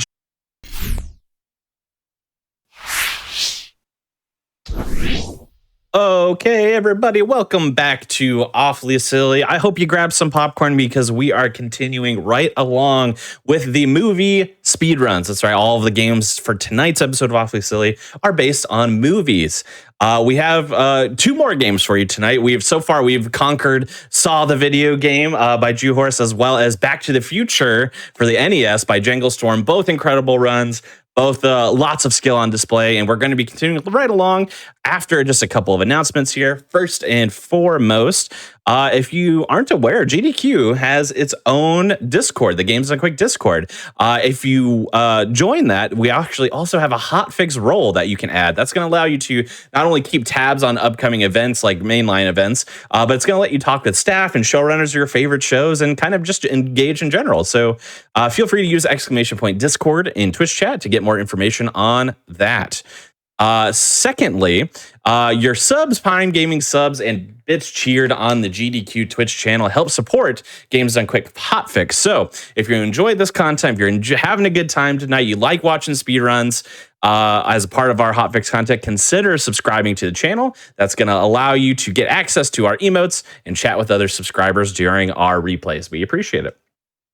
All right, without further ado, it's time to dive into our third of our 4 movie-based games. This one is very fun. I would not have even expected that there was a video game on there, but it is there, and it was a delight to see, and I'm delighted to have this on my show. Night at the Museum, Battle of the Smithsonian. So not even the first one. It's a sequel movie, which has the video game. So this is Night at the Museum, Battle of the Smithsonian, the video game. Any percent. And it's going to be run by Spoody. So Spoody, the floor is yours. Take us to the museum. All right, thank you very much. So yeah, everyone welcome. This is going to be a Night at the Museum, Battle of the Smithsonian, the video game. You, Kushner, better say that whole thing every time you refer to it, or I'm going to have no clue what you're talking about. So anyway, just going through the boot up here, and I just want to set the stage for the quality of game we have here. This is the title screen. We to save time, we disable we uncheck the high resolution cutscenes button in the launch options, but that disables the title screen animation. Oh, okay. I guess if you sit long enough, it eventually plays a video. I actually didn't know that. I'm learning new things about this game today. But yeah, there's a menu here. You can't see it, but it's there. So yeah, we're just gonna pick a save file. I click up around here to hit the new game button. Oh wait, no, that wasn't the new game button. Back it up. If you back it up, then okay, so yeah, there we go. There's the new game button. Okay, so yeah, again, we disable cutscenes to just skip them all together and save some time, but they obviously didn't test a whole lot of stuff in the game, because yeah, if you disable them, the front menu just becomes completely invisible. And yeah, again, just to set the stage for the quality of game we're going to be looking at here. I hope that gives you an idea. There's also supposed to be like a video playing in the background here, but cutscenes off, so we get this lovely blinding white screen. Sorry to flashbang you guys. But anyway, I think we're about ready to go ahead and jump into it, so I can give you guys a countdown. We'll start the run in 3, 2, 1, go. Woo! So, Night at the Museum, Battle of the Smithsonian, the video game, is a bit of an interesting one. It is a very janky game, a very silly game for sure. And while you can see, the movement controls are super slick, you just kind of sliding over everywhere. It's kind of like the whole game has mild ice physics applied. So we're starting off with this intro level, which is going to actually kind of spoil everything that happens in the game after this point. And we will kind of be jumping around, there'll be awkward jump cuts where there's supposed to be cutscenes playing, but they get skipped again. So gotta let these guys out of the crate, play fetch with the dino again. But yeah, we're gonna this first level is kind of a tutorial. It's gonna go over everything that's gonna happen in the game pretty much. So we're gonna get a little bit of a ride on Rexy here, which, will be the second boss later on. We just walk over here and immediately dismount. You can walk around the lobby and pick up, collectibles, but we're not here to play 100%. We're doing the 90%. So yeah, general story, if you're not familiar with Night Museum, is, Larry here plays a night guard, played by Ben Stiller, is a museum night guard. There's this mystical tablet in this exhibit that makes all the exhibits come to life at night. And, in the context of the game, it also has mystical powers that it bestows upon your flashlight and your keychain. So, yeah, we're just kind of going through a tutorial here, introducing all the power-ups, which we'll probably lose, as soon as we progress the game at all. Again, this is, kind of a tutorial and just kind of spoils everything that's going to be happening. So, got the paintbrush ingot here, which allows us to activate paintings, and then we can jump through it to warp to another painting of the same shape. Gear ingot will open doors and such, so we do that here. Next up, we've got to use the animal ingot to tame the Anubis warrior here. And there we go. That's pretty much it.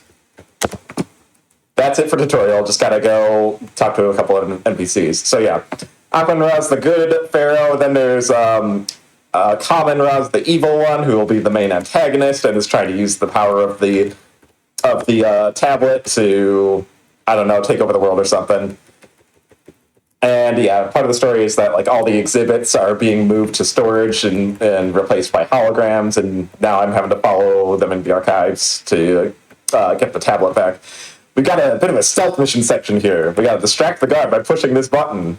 So he'll come running and leave his post at the security room. He kind of yells at us and then just lets us walk right in and steal a guard uniform. And instantly he'll forget that he saw us 5 seconds ago.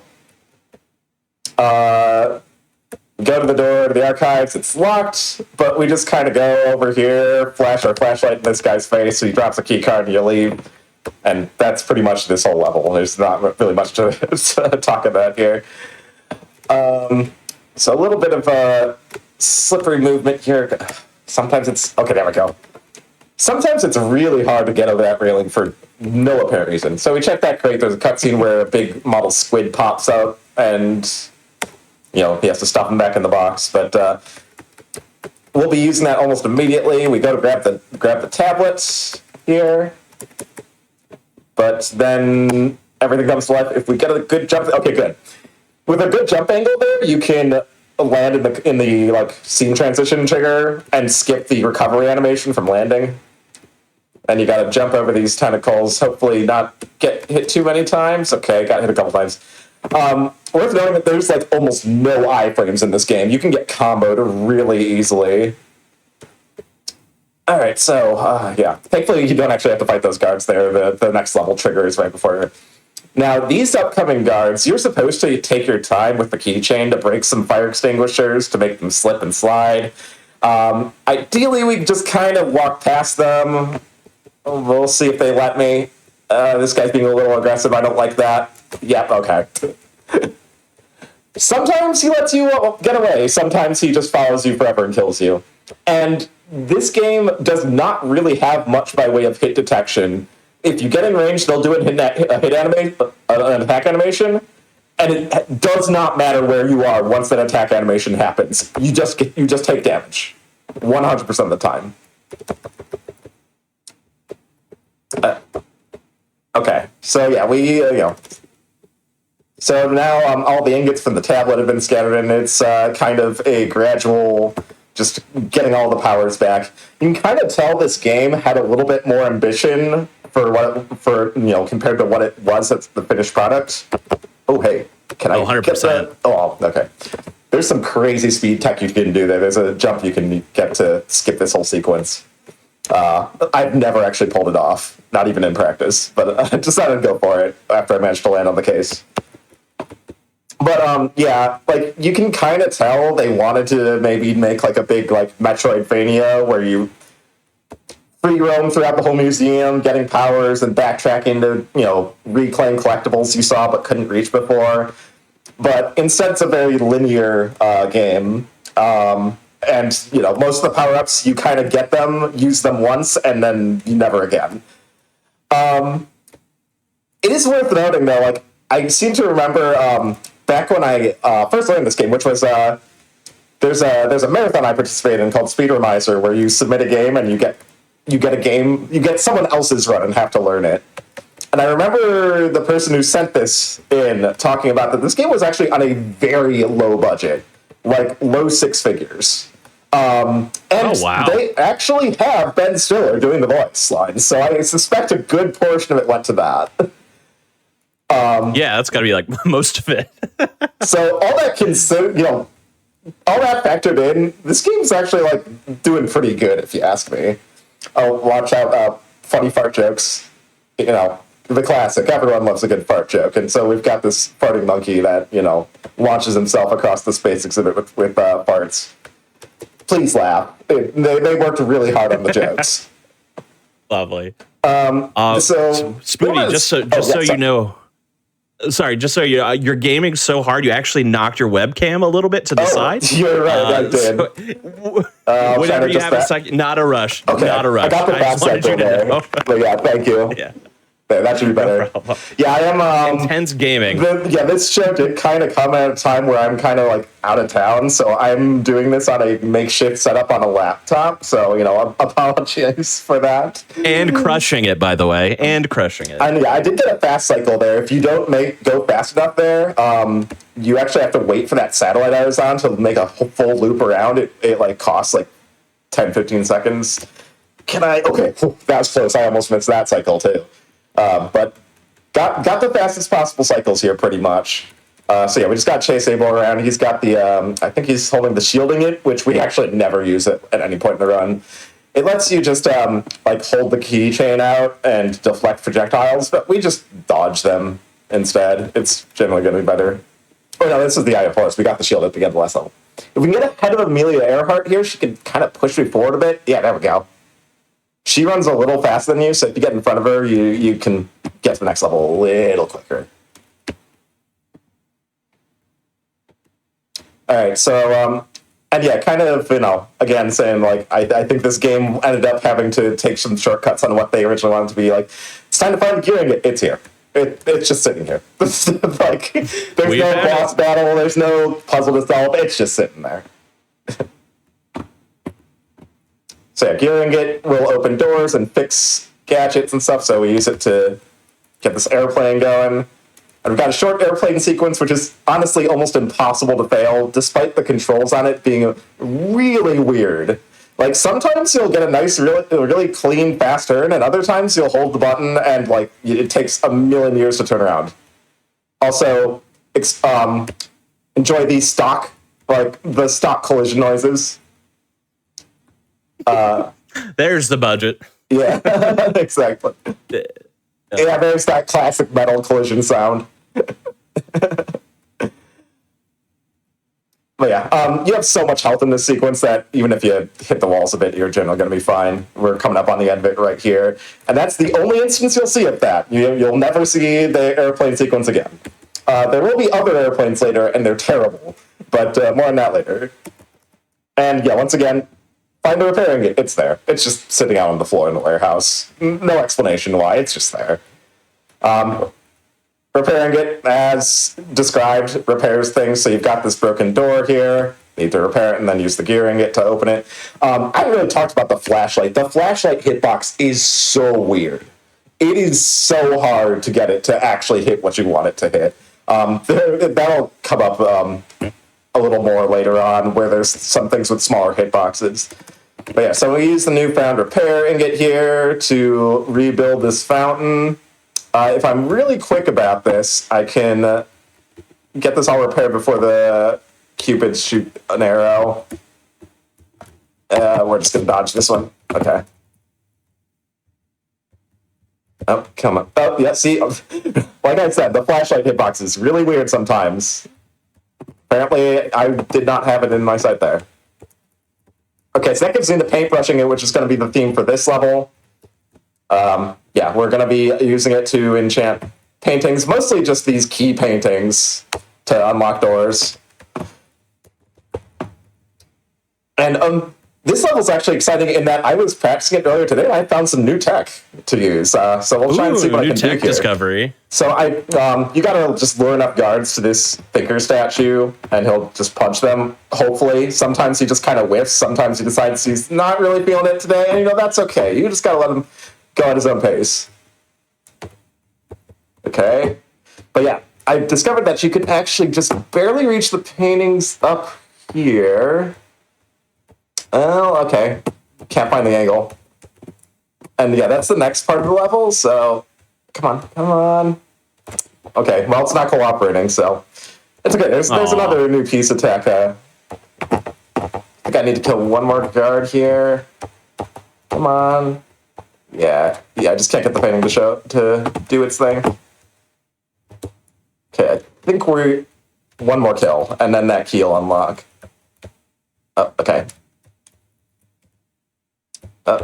Please punch. Please punch him. Please? Please? He's thinking about it. Okay, there he goes. All right, so yeah, once again, enough kills. It opens up that key. And then the key lets us use this painting to go to the second floor. You're supposed to use these paintings to knock these guys out, but if you're just quick about it, okay, and I have full health, so I can probably just go for the risky strat here. We're just gonna try and yeah, like I said before, you can see like that was nowhere near hitting me, but because the attack animation came out, I get hit. All right, and then we've got another new piece of tech here. I used to run forward to lure this guy and then run back. But I actually found that if you just stand around here, he just kind of gets himself killed, and I can use the time to activate this painting ahead of time. It saves a couple of seconds over the route I was using before. Oh, nice. So we've got this really obnoxious painting maze section here. You can probably guess how awful this is to play casually. Like, there's like 4 side rooms, all with a whole big cluster of paintings in each one of them. No, it's not that one. See, I'm even forgetting which one I'm supposed to go through here. I believe it's this one. Yeah, there we go. And then I think it's this. Come on. Yeah, see, I try to activate the painting while the key is is spawning, and while it's in the middle of its animation to become grabbable.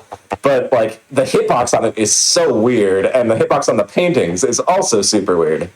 So like it's really hard to get the right angles to do this as efficiently as possible. And I believe this is the last one. This should lead me to the red chest, I believe. Yep. So yeah, kick the chest, and yeah, every time there's that wonderful sound effect of like Larry just like breaking every bone in his body. Come on, there we go. Wow, great, you got him, Larry. He's never recovering from that one. Nailed it. Okay, so we've got the piece of the broken painting, we repair it, and that leads us to the boss fight against Ivan the Terrible. Or, as Larry just said, Ivan the Terrible Shot.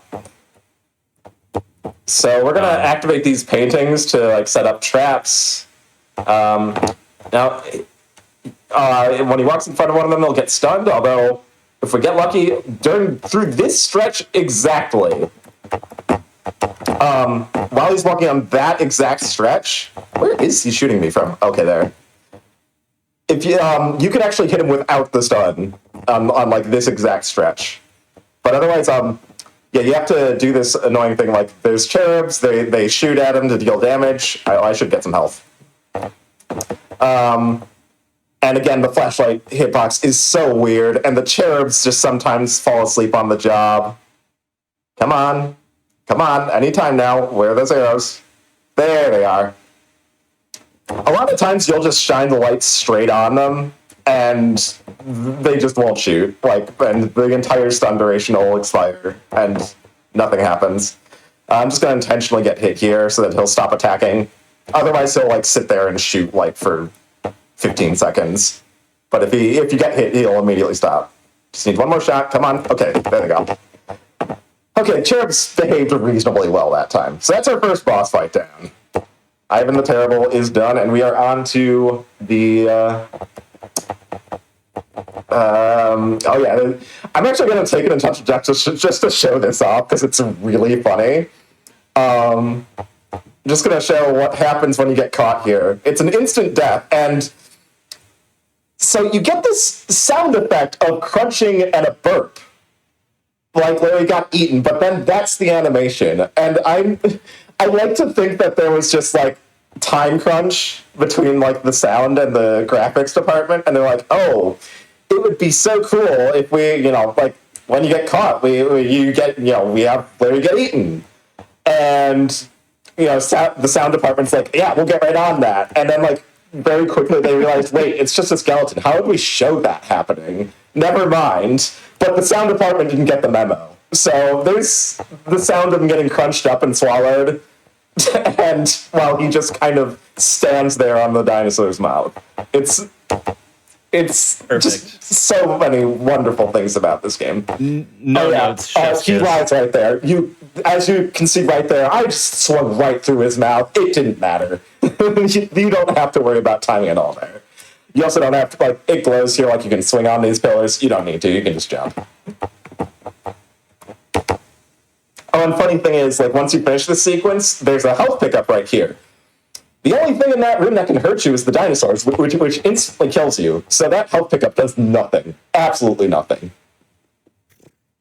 Oh, and we've got the best puzzle in the game right here. By best, I probably mean worst. You decide. But this the animal ingot, for some reason, got stuck in this pot, and now we got to use it to solve this column puzzle. So, yeah, we gotta pick the one we want, pick which one we want moved. Then we gotta pick the spot where we want to move. But they're so finicky. Again, the flashlight hitboxes are super wonky. But once the animation starts, we can start with the next command that we want. So this one has to go over here. Then we want this one picked up and put here. Then we want to grab this guy, put that up here. Then you rotate that. And then rotate that. Okay. Looks like they're cooperating. Like, the timing and the hitboxes can be super wonky, but got that solved pretty quickly. That's also, like, I found a way to solve it a little more quickly while I was practicing for this today. So, a couple of seconds saved off the world record strats. Wow. Which, in case you were wondering, I am the world record holder. There isn't much competition for it.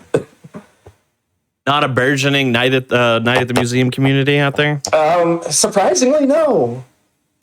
But hey, if people wanted there to be one, I can teach you how to run this. It's not a very hard game to learn.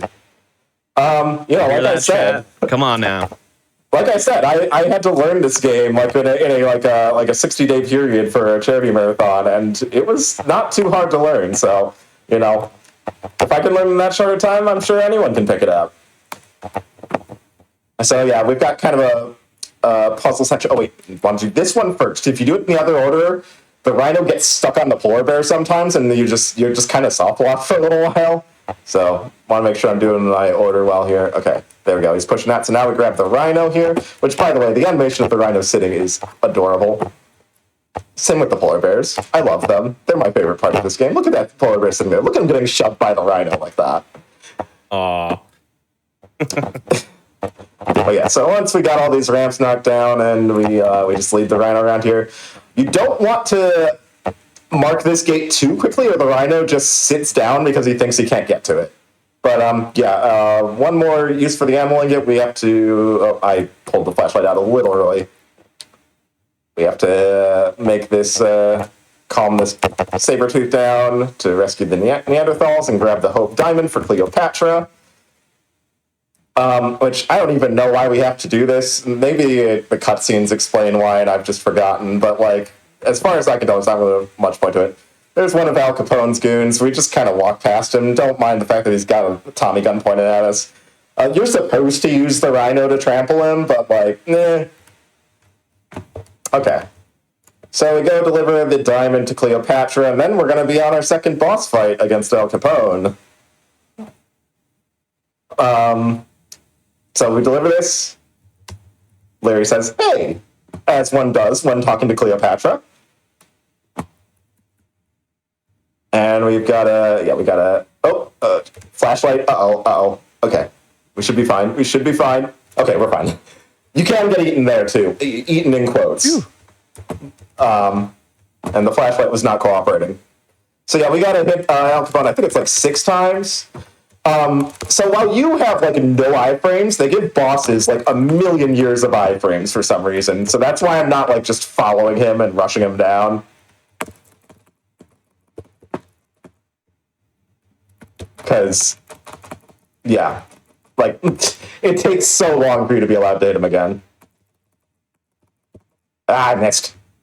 And like it kind of like snaps your aim in this fight to weird angles that like for no apparent reason. So it's really hard to hit properly, but there we go. Not the fastest possible kill on that, but we're just about done this level. Got to activate the castle warp, and then we go back to the space room where we will right into our next boss fight against Napoleon. So we're going to be using the gear ingot to activate the lunar lander. The first time we were here, we didn't have the gear ingot, but now we can activate the lunar lander and use it to fight all of the all the soldiers here with cannons. Pretty slow setup here. It's pretty much just wait for guards to spawn. Don't fire too fast here. If you fire too fast there, you can actually soft lock the game. I did that once in a run. If you kill the guard just as it spawns in that door before it actually walks into the room, it'll die but not count towards the kill count. And then you'll be left with 1 out of 24 guards, no more guards to kill, and you can't finish the level. Oh, jeez. Yeah, when that the hard run, that was on pretty good pace. But yeah, it's pretty much just rotating between these 4 cannons, as they build up to 2 guards, taking them out in one shot, and then moving to the next one. And then once we get to the end, Napoleon's just kind of awkwardly show up and stand on the landing zone, and you just land on him and he dies. And that's the boss fight. But in the meantime, you have to sit through... Oh, I didn't get the double there. Well, I was about to say 12 blasts of bad French fry jokes, but now it's 13. Giving you that baker's dozen, just for you guys. Yes, extra French fry jokes. But yeah, there's Napoleon. He just kind of awkwardly falls over as you land and drops the lightning ingot, which is the last ingot. We will use it exactly once in a couple of levels. You're meant to use it a couple of times, but nah, just once is enough for us. So we're supposed to follow Amelia to escape, but once again, we want Amelia to follow us instead. We gotta go this way to the worst bit of platforming, like one of the only bits of platforming. And most of the platforming up to this point kind of has invisible guide rails to make it a little nicer. Not this one.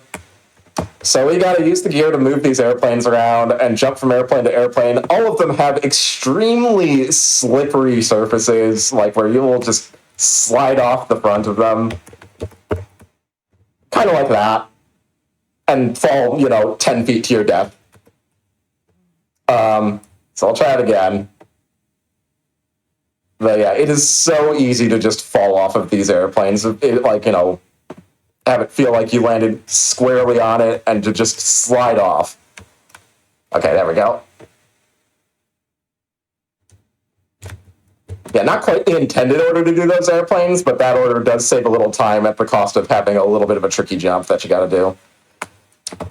And speaking of unintended order, I'm going to do this plane first and then open the gate. You're meant to do it the other way around, but if you're quick enough, sometimes that happens. Again, you sometimes just randomly slide off of the plane wing when you go to climb on it. Like, this whole sequence is awful. Thankfully, it's short. Like, we're through the worst of it. We just gotta, activate one more plane and then make a final jump from here. And thankfully, once you open the gate, you get a checkpoint that's, halfway through, so... Not much time lost there. So yeah, I just need to activate this yellow plane, jump over to it, and then jump to Amelia Earhart's airplane over here. There we go. All right, so we're almost done. We're on the last 2 levels here. So yeah, I mentioned before that the lightning ingot. So yeah, we're just supposed to, we use it here to stun these guards. We could actually just run past the guards, but the next the next trigger does not activate if you don't use lightning there. So we need to bring the Abraham Lincoln Memorial to life. And of course, obviously, who are you gonna, when you don't have enough power to bring Abe Lincoln to life, who do you ask? You ask Ben Franklin to juice your tablet. There we go. Ben Franklin juiced our tablet. Thanks, Ben Franklin. Everybody, thank Ben Franklin. Juicer of tablets. Thanks, Ben Franklin. So we're supposed to use lightning again to get past these guys, but if we just kind of jump back...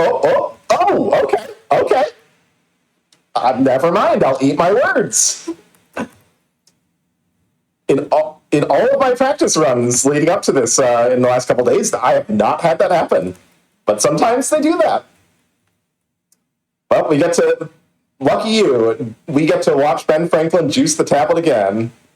One more time. Okay. Yeah, Ben Franklin just kind of spontaneously shows up once you go in front of the Lincoln Memorial there. Okay. Let's try this again.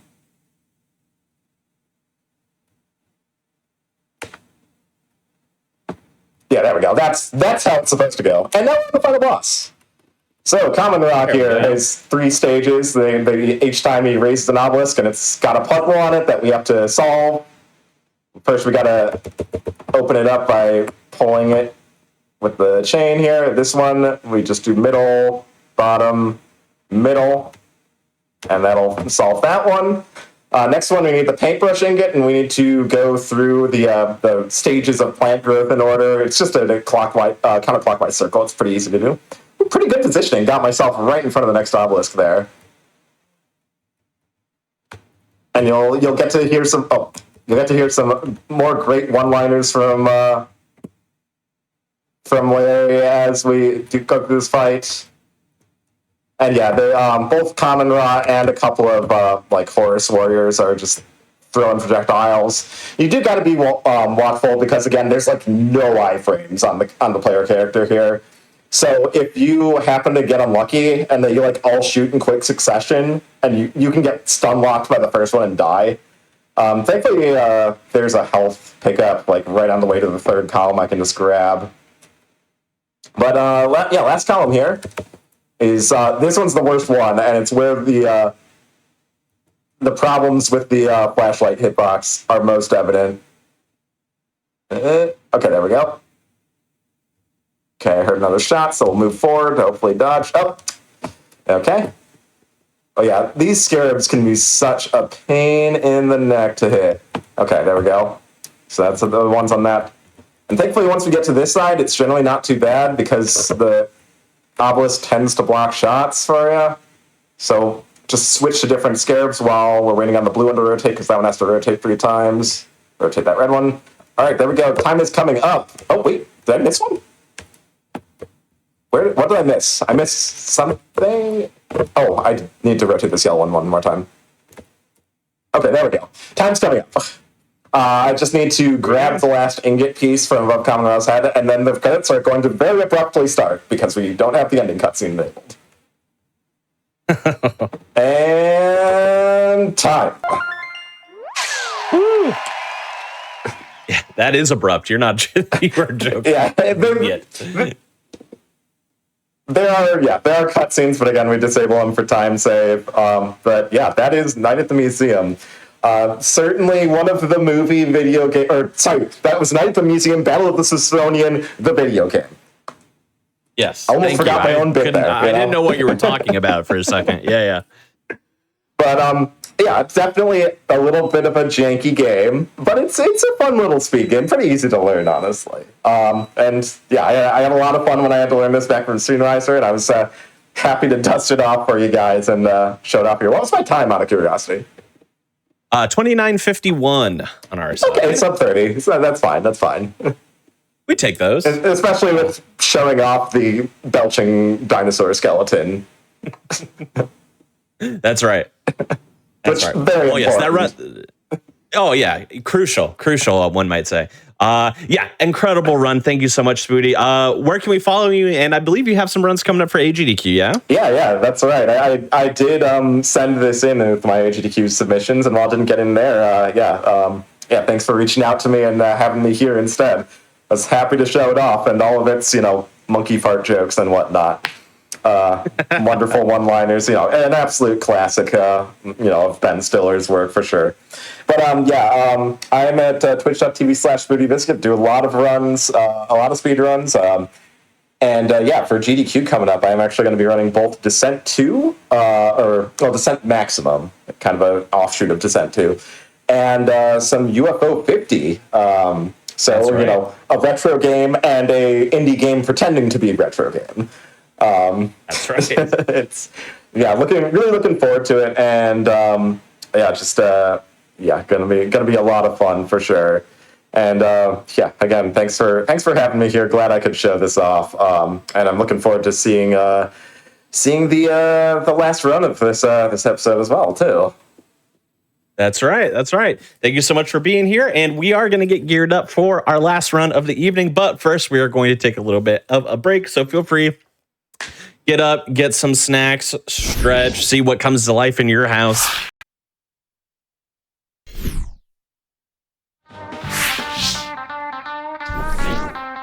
All right, everybody, welcome back to Awfully Silly. If you are just tuning in, we have been having an incredible night at the movies tonight. That's right, we've been featuring games that are based on other movies. We started with Saw the video game and Jew Horse, went right on to Back to the Future and Jangle Storm, and then, of course, we had Spoody just run Night at the Museum, Battle of the Smithsonian, the video game. I did the whole title for you. Before we jump into our final run of the evening, just wanted to remind everybody as well, if for some reason you happen to have missed out on any of our shows or events or runs from past events, be sure to check out the VODs, which you can find at youtube.com/gamesdonequick. You can find pretty much everything over there. And last but not least, if you really enjoy some Hotfix, feel free to go on over to gamesdonequick.com/hotfix to check out the season 4 schedule. We are currently sitting in season 4. That will give you an in-depth look at the week's runs and the runners and the games and everything like that. So feel free to give that a look. gamesdonequick.com/hotfix. Now, I believe we are just about ready for our final movie-based run of the evening, which is, of course, going to be Disney's Lilo and Stitch. And this is going to be run by Lolo the Samurai. How you doing, Lolo?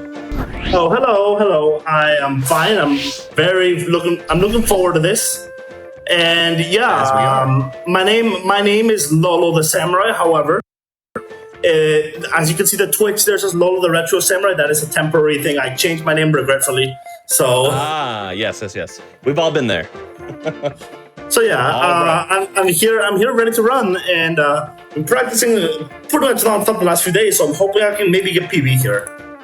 All right, let's go hope for it. Are you ready for a countdown then? Yeah, I'm ready for it. All right, Lola, we're gonna get started in 3, 2, 1, go. Okay, right, so best of luck. This game it's a very curious case about this game, because this game actually is on a PS1 and it came out in 2002. Very curious fact, because by 2002 the PS2 was already out, and pretty much a year into life. So that's a very curious case, and it's maybe they didn't have the budget for the PS2. That's another interesting one, but I still have understood that it sold fairly well. So, anyways, this is Lilo and Stitch. It is a very Crash Bandicoot-like game. As you can see, the levels are very linear, exactly like Crash. And yeah, the goal of each level is to get to the end, but you have to collect these 4 photographs. The photographs are like the crystals in Crash 2 and 3, sorry. Basically, you have to collect these, otherwise you can't get to the boss in 4 levels.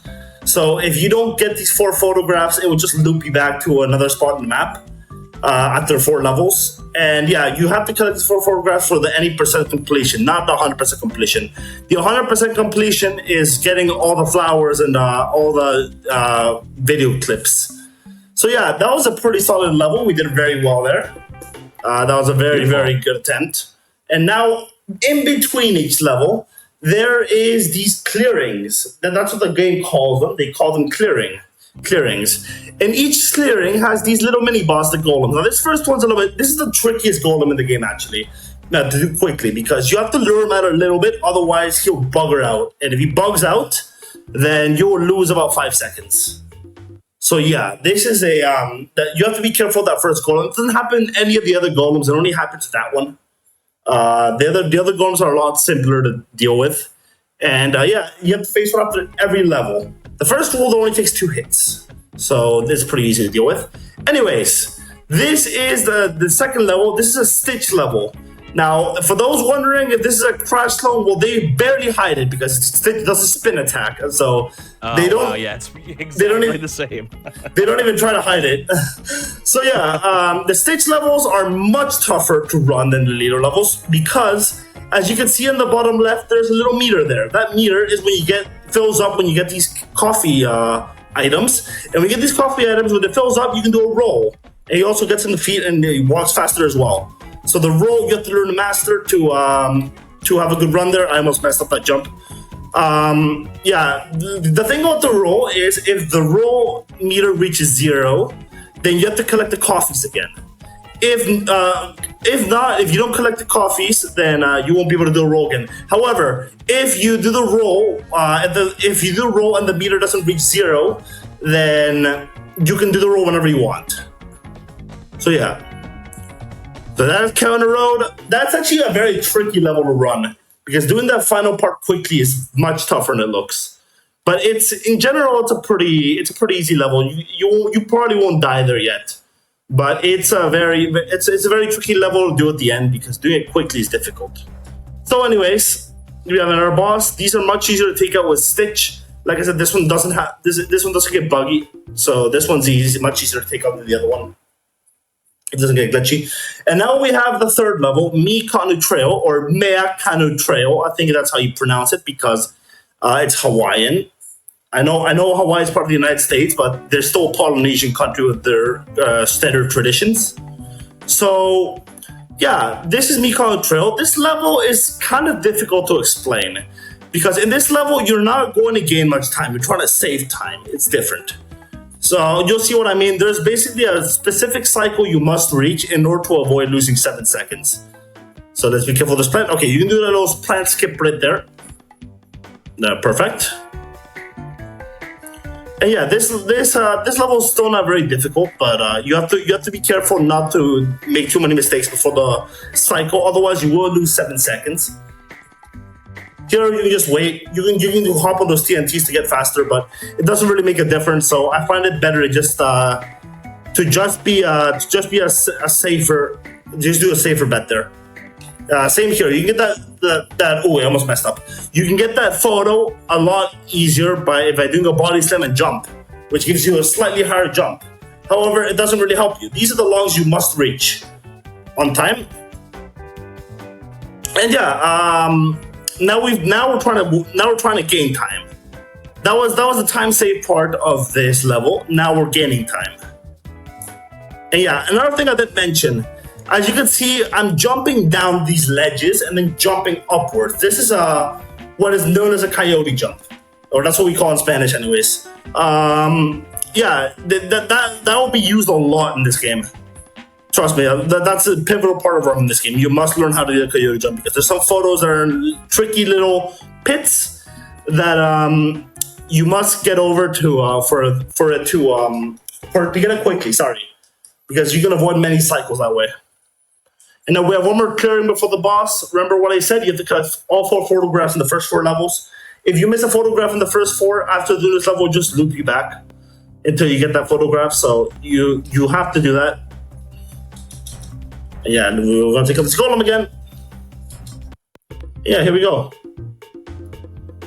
We're going to the 4th level, which is another Stitch level. Like I said, the Stitch levels are much harder than the Lilo levels. They're easier to platform with, but they're much harder because of the technique you need for the roll. So yeah, this is a harder level too. These are the hardest levels in the game to run. I'm mostly gonna master. I actually find the Lilo levels tougher because you're more limited. But for a newbie, someone who's trying to run the game for the first time, these are the levels they're gonna struggle with. So there's a little skip here. You can get up here and the coyote jump, and you skip that, get that photo that way. That's great. That's a great way to get it. Yeah, this level is. I didn't mention something in the previous level. The roll can go over water, so you must learn how to use that to skip over the rivers here. And there's a level later on that's going to require that pretty much perfect timing. So yeah, let's do this. You can avoid these cycles. I'm gonna take a second here because that photo can actually be pretty easy to miss. And there we go. Okay, that's the hard part of the level done. Now we have one more part in this level that we have to get past.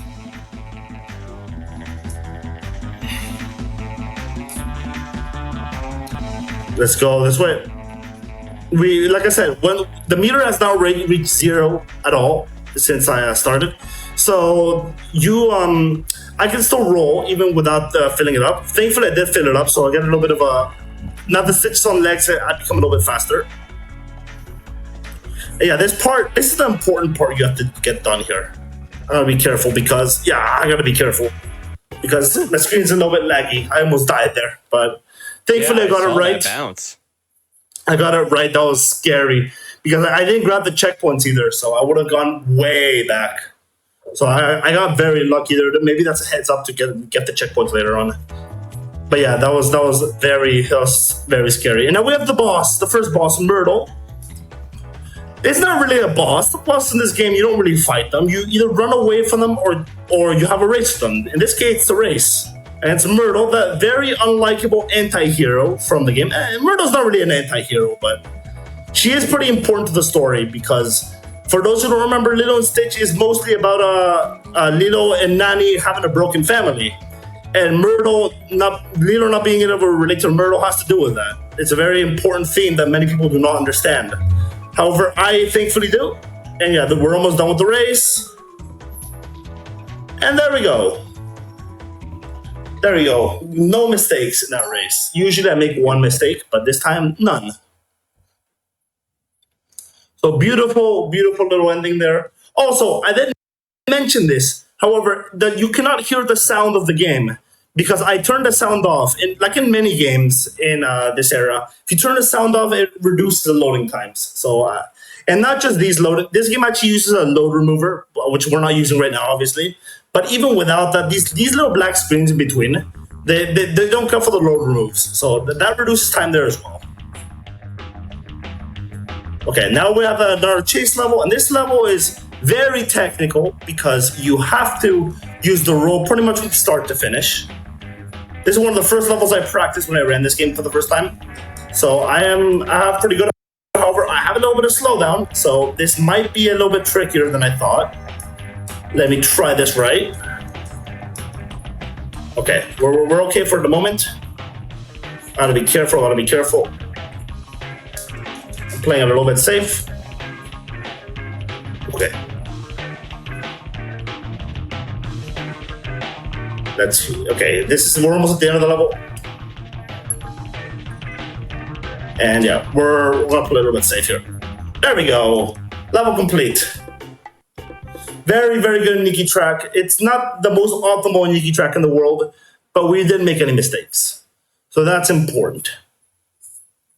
Now, the next level, we actually have a fork in the road here in this clearing. We have to take out both golems here. I'll explain why later, but we're not going to go in this level first. This level we're going later. But we have to take out both golems now anyways, because there's a little bit of a time save you can do here. So yeah, these take 4 hits now, and they're much easier. It's much easier to avoid their attacks now. So let's take out. This is the level we're going into. This is actually called Haleakala Beach, and I think I pronounced it right. I've been to Hawaii, and there's a place called Haleakala Mountain. So I kind of have an idea of how to pronounce it, but it's been a while since I've been to Hawaii. So yeah, let's go to Haleakala. Yeah, if I remember correctly, it's Haleakala. That's how it's pronounced. So yeah, this level is one of the most technical levels in the game again. And there is a very non-marathon safe trick. However, we're going to try it for the culture. So let's go with it. There's a very non-marathon safe trick, and it's actually right at the start of the level. Right where those TNTs are. Yeah, you have to do a jump here. Yes, I got it. Okay. So that's a very non-marathon safe trick. The reason why is because something horrible can happen if you don't do the jump right. If you don't do the jump, if you get hit by the tiki who's attacking you with fireballs, if you get hit by the tiki, the fall in the water, and the TNT explodes at the same time, the game can actually soft lock. However, it is not a full-on soft lock. You can pause the game and restart, but you have to restart the level. You have to restart the level, so that's about 15 seconds you're going to lose. 20 actually. If you're doing RTA, then 20 because you have to go through the loads as well. So that's a very non-marathon safe trick. The reason I tried it is because I'm pretty confident in doing it. In my practice, I got it most of the time. And the other reason is because, like I said, it's not a full-on soft lock. So it's not like the marathon is over if I don't get it. So that's why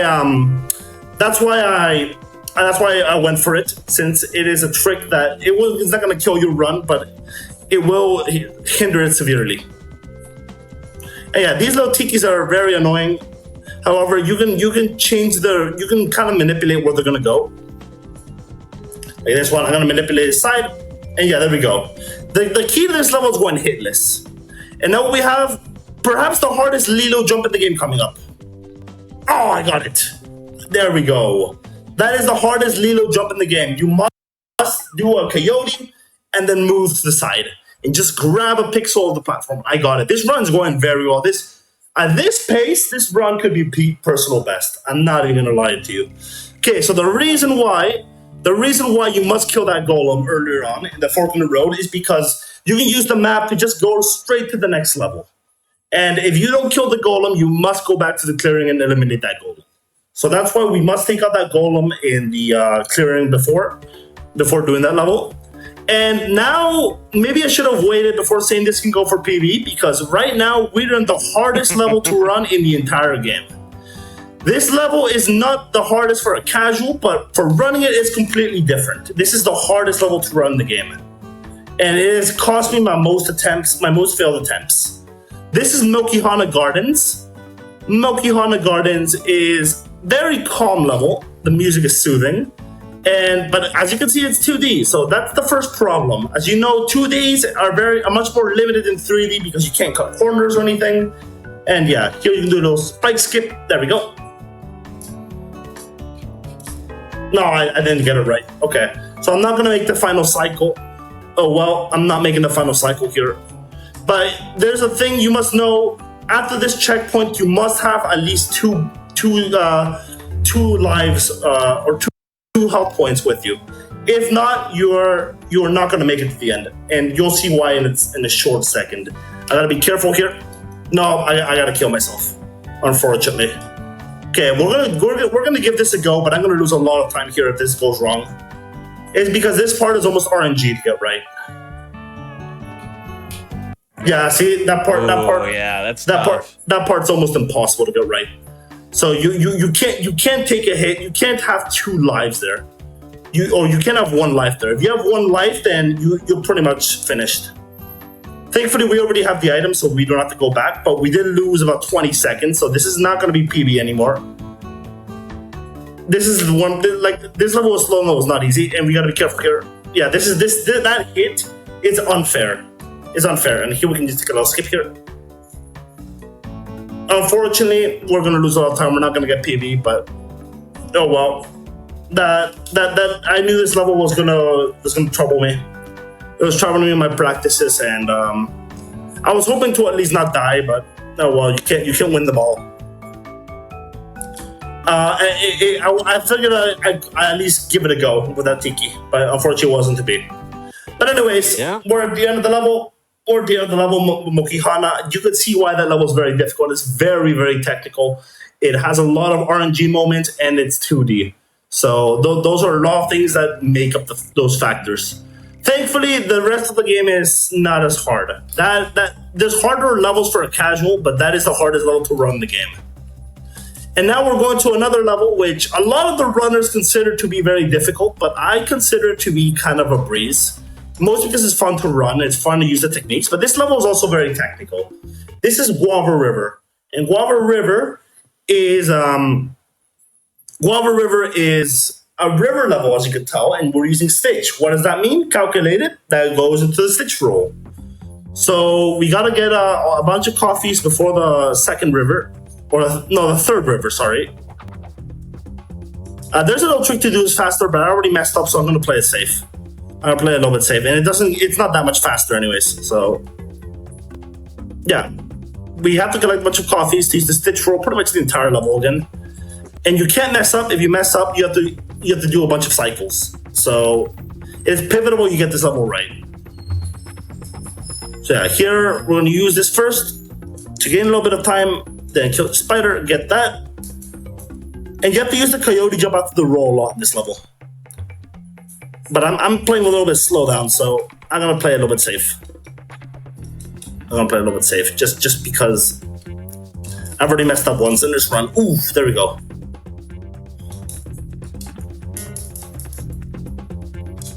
There we go. I think I should have enough. To finish the level.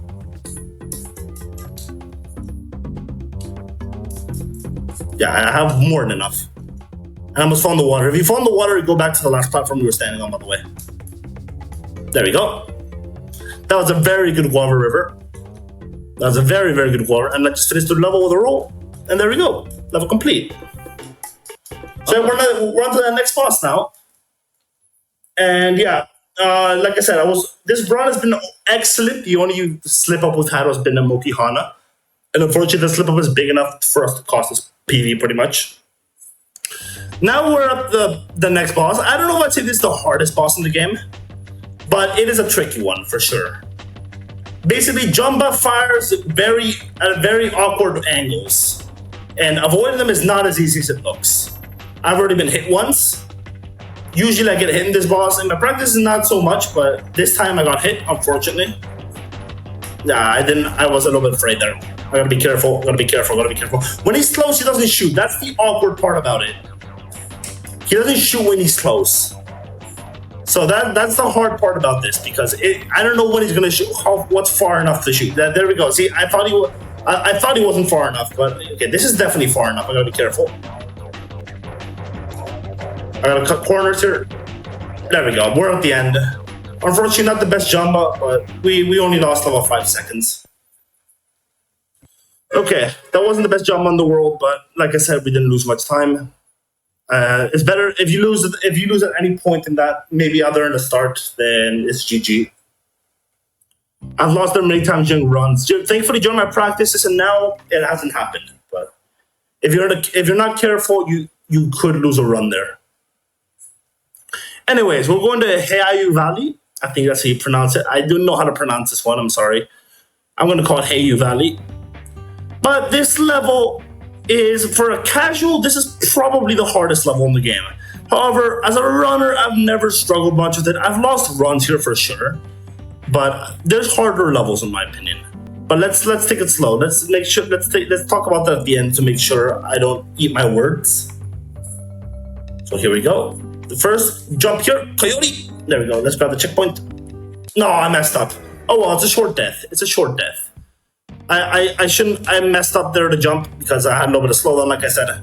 But it's a very short death because that's why I grabbed the checkpoints. Okay, that is cheap. That is very cheap. We're staying alive down there in that pit for a little bit. Yeah, that's very cheap. That is very, very cheap. Thankfully, those short deaths. Oh my god, I'm not letting that happen again. Okay, so this is what we have to do. Hold on. No. Okay, this is not being good. I'm eating my words. Okay, let's do this right. Unfortunately, this has not been a good showing at this level. Slowdown doesn't help, but I'm not using it as an excuse. I've been a little bit nervous after that Jabali death. After the Jabali death, I got very nervous actually. This should still be good enough to get a 28 something. So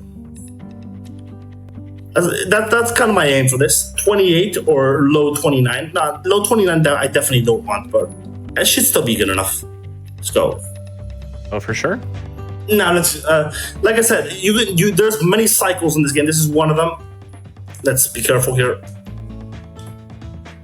I'm playing it safe now. I've already died twice, so I'm playing it safe. The first death is irrelevant, but the second one did take some time. All right, so yeah, we're collecting tracking devices now. I didn't mention it's not always photos. The second world, as you could probably tell by now, they're vinyl records. Elvis's vinyl records. And now we're going for tracking devices. So let's lure him in. There we go. Oh, I almost missed the cycle there, but oh well. We made it. Yeah, I think we're gonna get 29 minutes. Unfortunately, Heiau Valley is gonna kill the run. But there we go. Now we have the most annoying clearing in the game. Not because it's hard, more because it's time consuming. It's very, very time consuming. And these bosses, they don't only take 6 hits now, but they jump out. So their walk cycle to get back, you can't manipulate them anymore.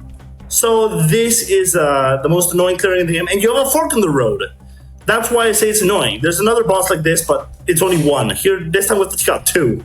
Remember when we said in the Hotel Luau? We have to take out 2 now. So let's do this.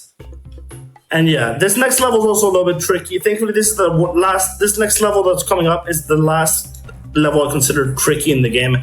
It's not even that difficult. There's only one specific part that always gets most speedrunners, including myself. So let's do this right. Now, so let's just take out this golem here, which is going to be just one more. There we go. Now we're going to well, there's not the final Stitch level in the game. There's one more after this. But we're going to Polytrail now. Polytrail is an alien level pretty much because there's a bunch of alien enemies that don't never appear in the movie. And yeah, the robot we've already seen, but there's a few enemies that we haven't seen here. They're very annoying, but I know how to take them out. Like this one right here. That was actually the easiest to take out of all of these. You have to hurry up here because this cycle will, otherwise you'll miss the cycle and you have to wait. Yeah, we're gonna go back here because there's actually a cycle coming up as well. So it doesn't really matter. This part right here. But I messed it up. Oh no, I got it. Okay. Let's go, we're next, and let's be careful here with the, this next part is a little bit tricky. This part is coming up. Let's grab the checkpoint just in case. And yeah, we have to do this roll right. No, I messed up. I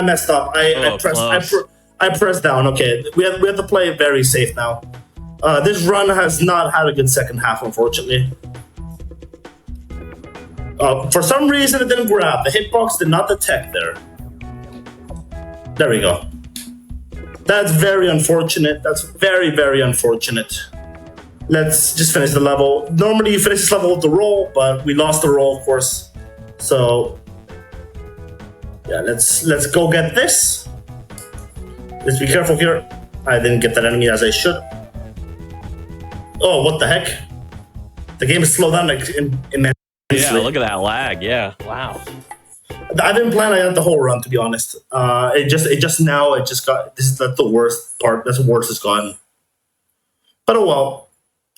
Let's go to the final clearing of the game. Because remember, we took out one of the golems earlier. So this is the final clearing of the game. And yeah, we just gotta take out this golem, which is very time consuming. As far as we know, there's no faster way to take out these golems right here. These are the most annoying ones because they take up 40 minutes each, pretty much. And if it wasn't for their jump attack, that would be a lot easier, but they literally jump out. So at this run, if it maintains right, we're gonna get a 29. Which is not well, for my standards, it is kind of weak, but it's fine. It's been kind of a struggle to play with the nerves and stuff, so it's fine. 29 is fine. I was aiming for a 28, but it's fine. Let's go to this level, which is the final Stitch level in the game. Let's talk about something more positive here. We have the scorpions, which they give you a lot of coffee. You want to get a bunch of coffee till the end. Or not to the end, to this specific part which is coming up right here. Because there's a river skip here. And I usually press pause here because the camera is disconfigured. Oh, that time I didn't mean it. I meant to press triangle. I lost my sense of control. But basically the reason I press pause the first time over the river is because the camera basically flips and it disconfigures my control. A lot of the best speedrunners in the game don't do that, but I do it because I find a lot more ease with it. And it only loses about half a second anyways, so it's not really that problematic. And yeah, this level is pretty simple. This level is much easier than the ones we've been playing as of late. So we gotta be careful here. These enemies are very difficult, and these seem to be what's like in the game. And there we go. One more level to finish. And it brings us back here, so we have to use the map again. And the last level is the Lilo level. Thankfully, it's not as difficult as the early ones we played. However, there is a little bit of a glitch in this level. Oh, no, I almost messed up. There is a little bit of a glitch in this level, which we have to be very careful. Because the glitch is something, it doesn't sound like your game or anything, but it can kill you without you realizing it. Oh, is this a specific part? There's a jump you have to be very careful with. So I'm gonna let you know when I get to the jump. Besides that, the level is pretty simple, but that glitch has killed many runs of mine, world record attempts. So you have to be very careful with this glitch here. So yeah, this level Cobra Rebel chases you. As you know, Cobra Rebel is the agent that checks if Nanny's fit to take care of Lilo. Nanny is her sister, not her mother. And yeah, here we go. The glitch is coming up. It's around here. It's these logs coming up. There we go, I got it. Basically, if you do the jump slightly wrong there, it will bring you to your death. I found that the best way to do it is to jump on the second platform and then jump at the fourth. I don't like walking across it because those are very buggy platforms. And this is the easiest one right here. This is the easiest one just to walk across. And yeah, there's a little bit of skip here. Yeah, you can cut corners there. It's not really a skip.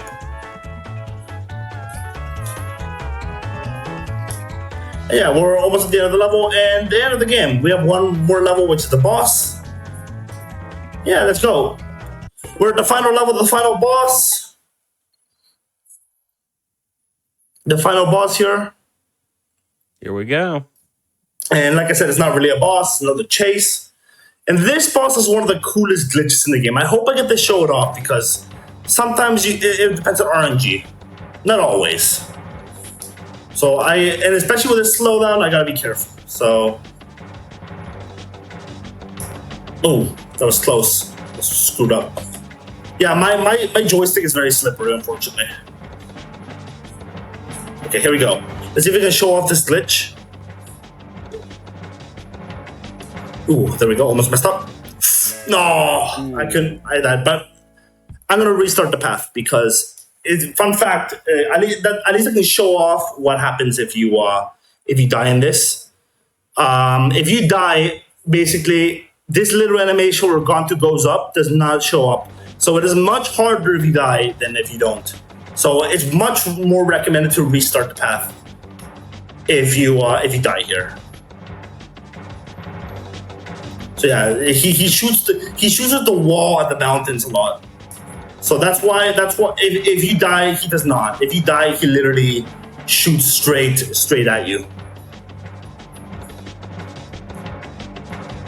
There we go. I got it right this time. Okay, let's see if I can do the glitch. There we go. With this glitch, you can walk on lava, and there we go. That's the end. Wow. That glitch is not as hard to perform as it looks. I'm gonna skip this for avoiding copyright. But that glitch is not as hard to perform as it looks. That glitch, you literally just have to get shot by that the blue bullet, I guess I could say it, the blue laser, I'll call it, and you can walk on lava for a short time. So yeah, that's the end of the game. And unfortunately, it wasn't the best run in the world. It's one of my weakest runs in a while, but I at least reached the limits, so that's fine. What can I do? The nerves got to me a little bit, but it works. And you should be proud. This was a great run. You should be proud. This is thank awesome. you, and thank you for all the good game. And that's Lilo and Stitch. One thing I want to mention I've been wanting to mention this with everyone for a while now, but if you listen to the credits, you will hear Lilo talking. Let's talk about extraordinary game design. Where for the credit scene, they just used the audio from the menu. They didn't even put the music in. They used the audio from the menu where Lilo's talking. These are quotes from the menu. When Lilo moves, you choose the options in the menu. This is Lilo speaking. So let's talk about top tier game design here. But yeah, of course, top tier. That's so funny. All right, well, any last plugs before we get ready to move on to our next show here? Yeah, so I want to give a thank you to a bunch of people. I'm not going to name any names, but I will give thanks to the community. Thank you to, first of all, Games Done Quick for giving me the opportunity. And secondly, thanks to Speedrunners Peru, which I'm actually Peruvian. I live here in Lima. And I appreciate all the support you have all given me. Everyone in the chat who I know, Speedrunners Peru, who have given me a lot of support. We actually did a grind of this game last month. Not many people joined, but the people who did, we did a little tournament. I finished second. Only to the world record holder, which I was actually at his pace, but I died literally the same place as I died this time. So that's unfortunate. That was unfortunate there. But I'd like to thank you all. Thanks to Fiesel, Sota, Justifu, Franfil, and Ambar, and maybe if I miss anyone, Sotaler as well. If I miss anybody, I apologize. I want to give you a thank you for all the support. And TDU97, of course, who also supported me a lot before this. So yeah, thank you for everything. Thanks, Game Done Quick, and I hope to be back at some point. All right. Well, thank you so much. That was an incredible run, and thank you to everybody who has watched tonight's episode of Awfully Silly. Just as a reminder, of course, we are not done with the Hotfix content tonight. That's right. Coming up right after this is Express Lane, which is hosted by Asuka. I know for a fact we got some real banger games on.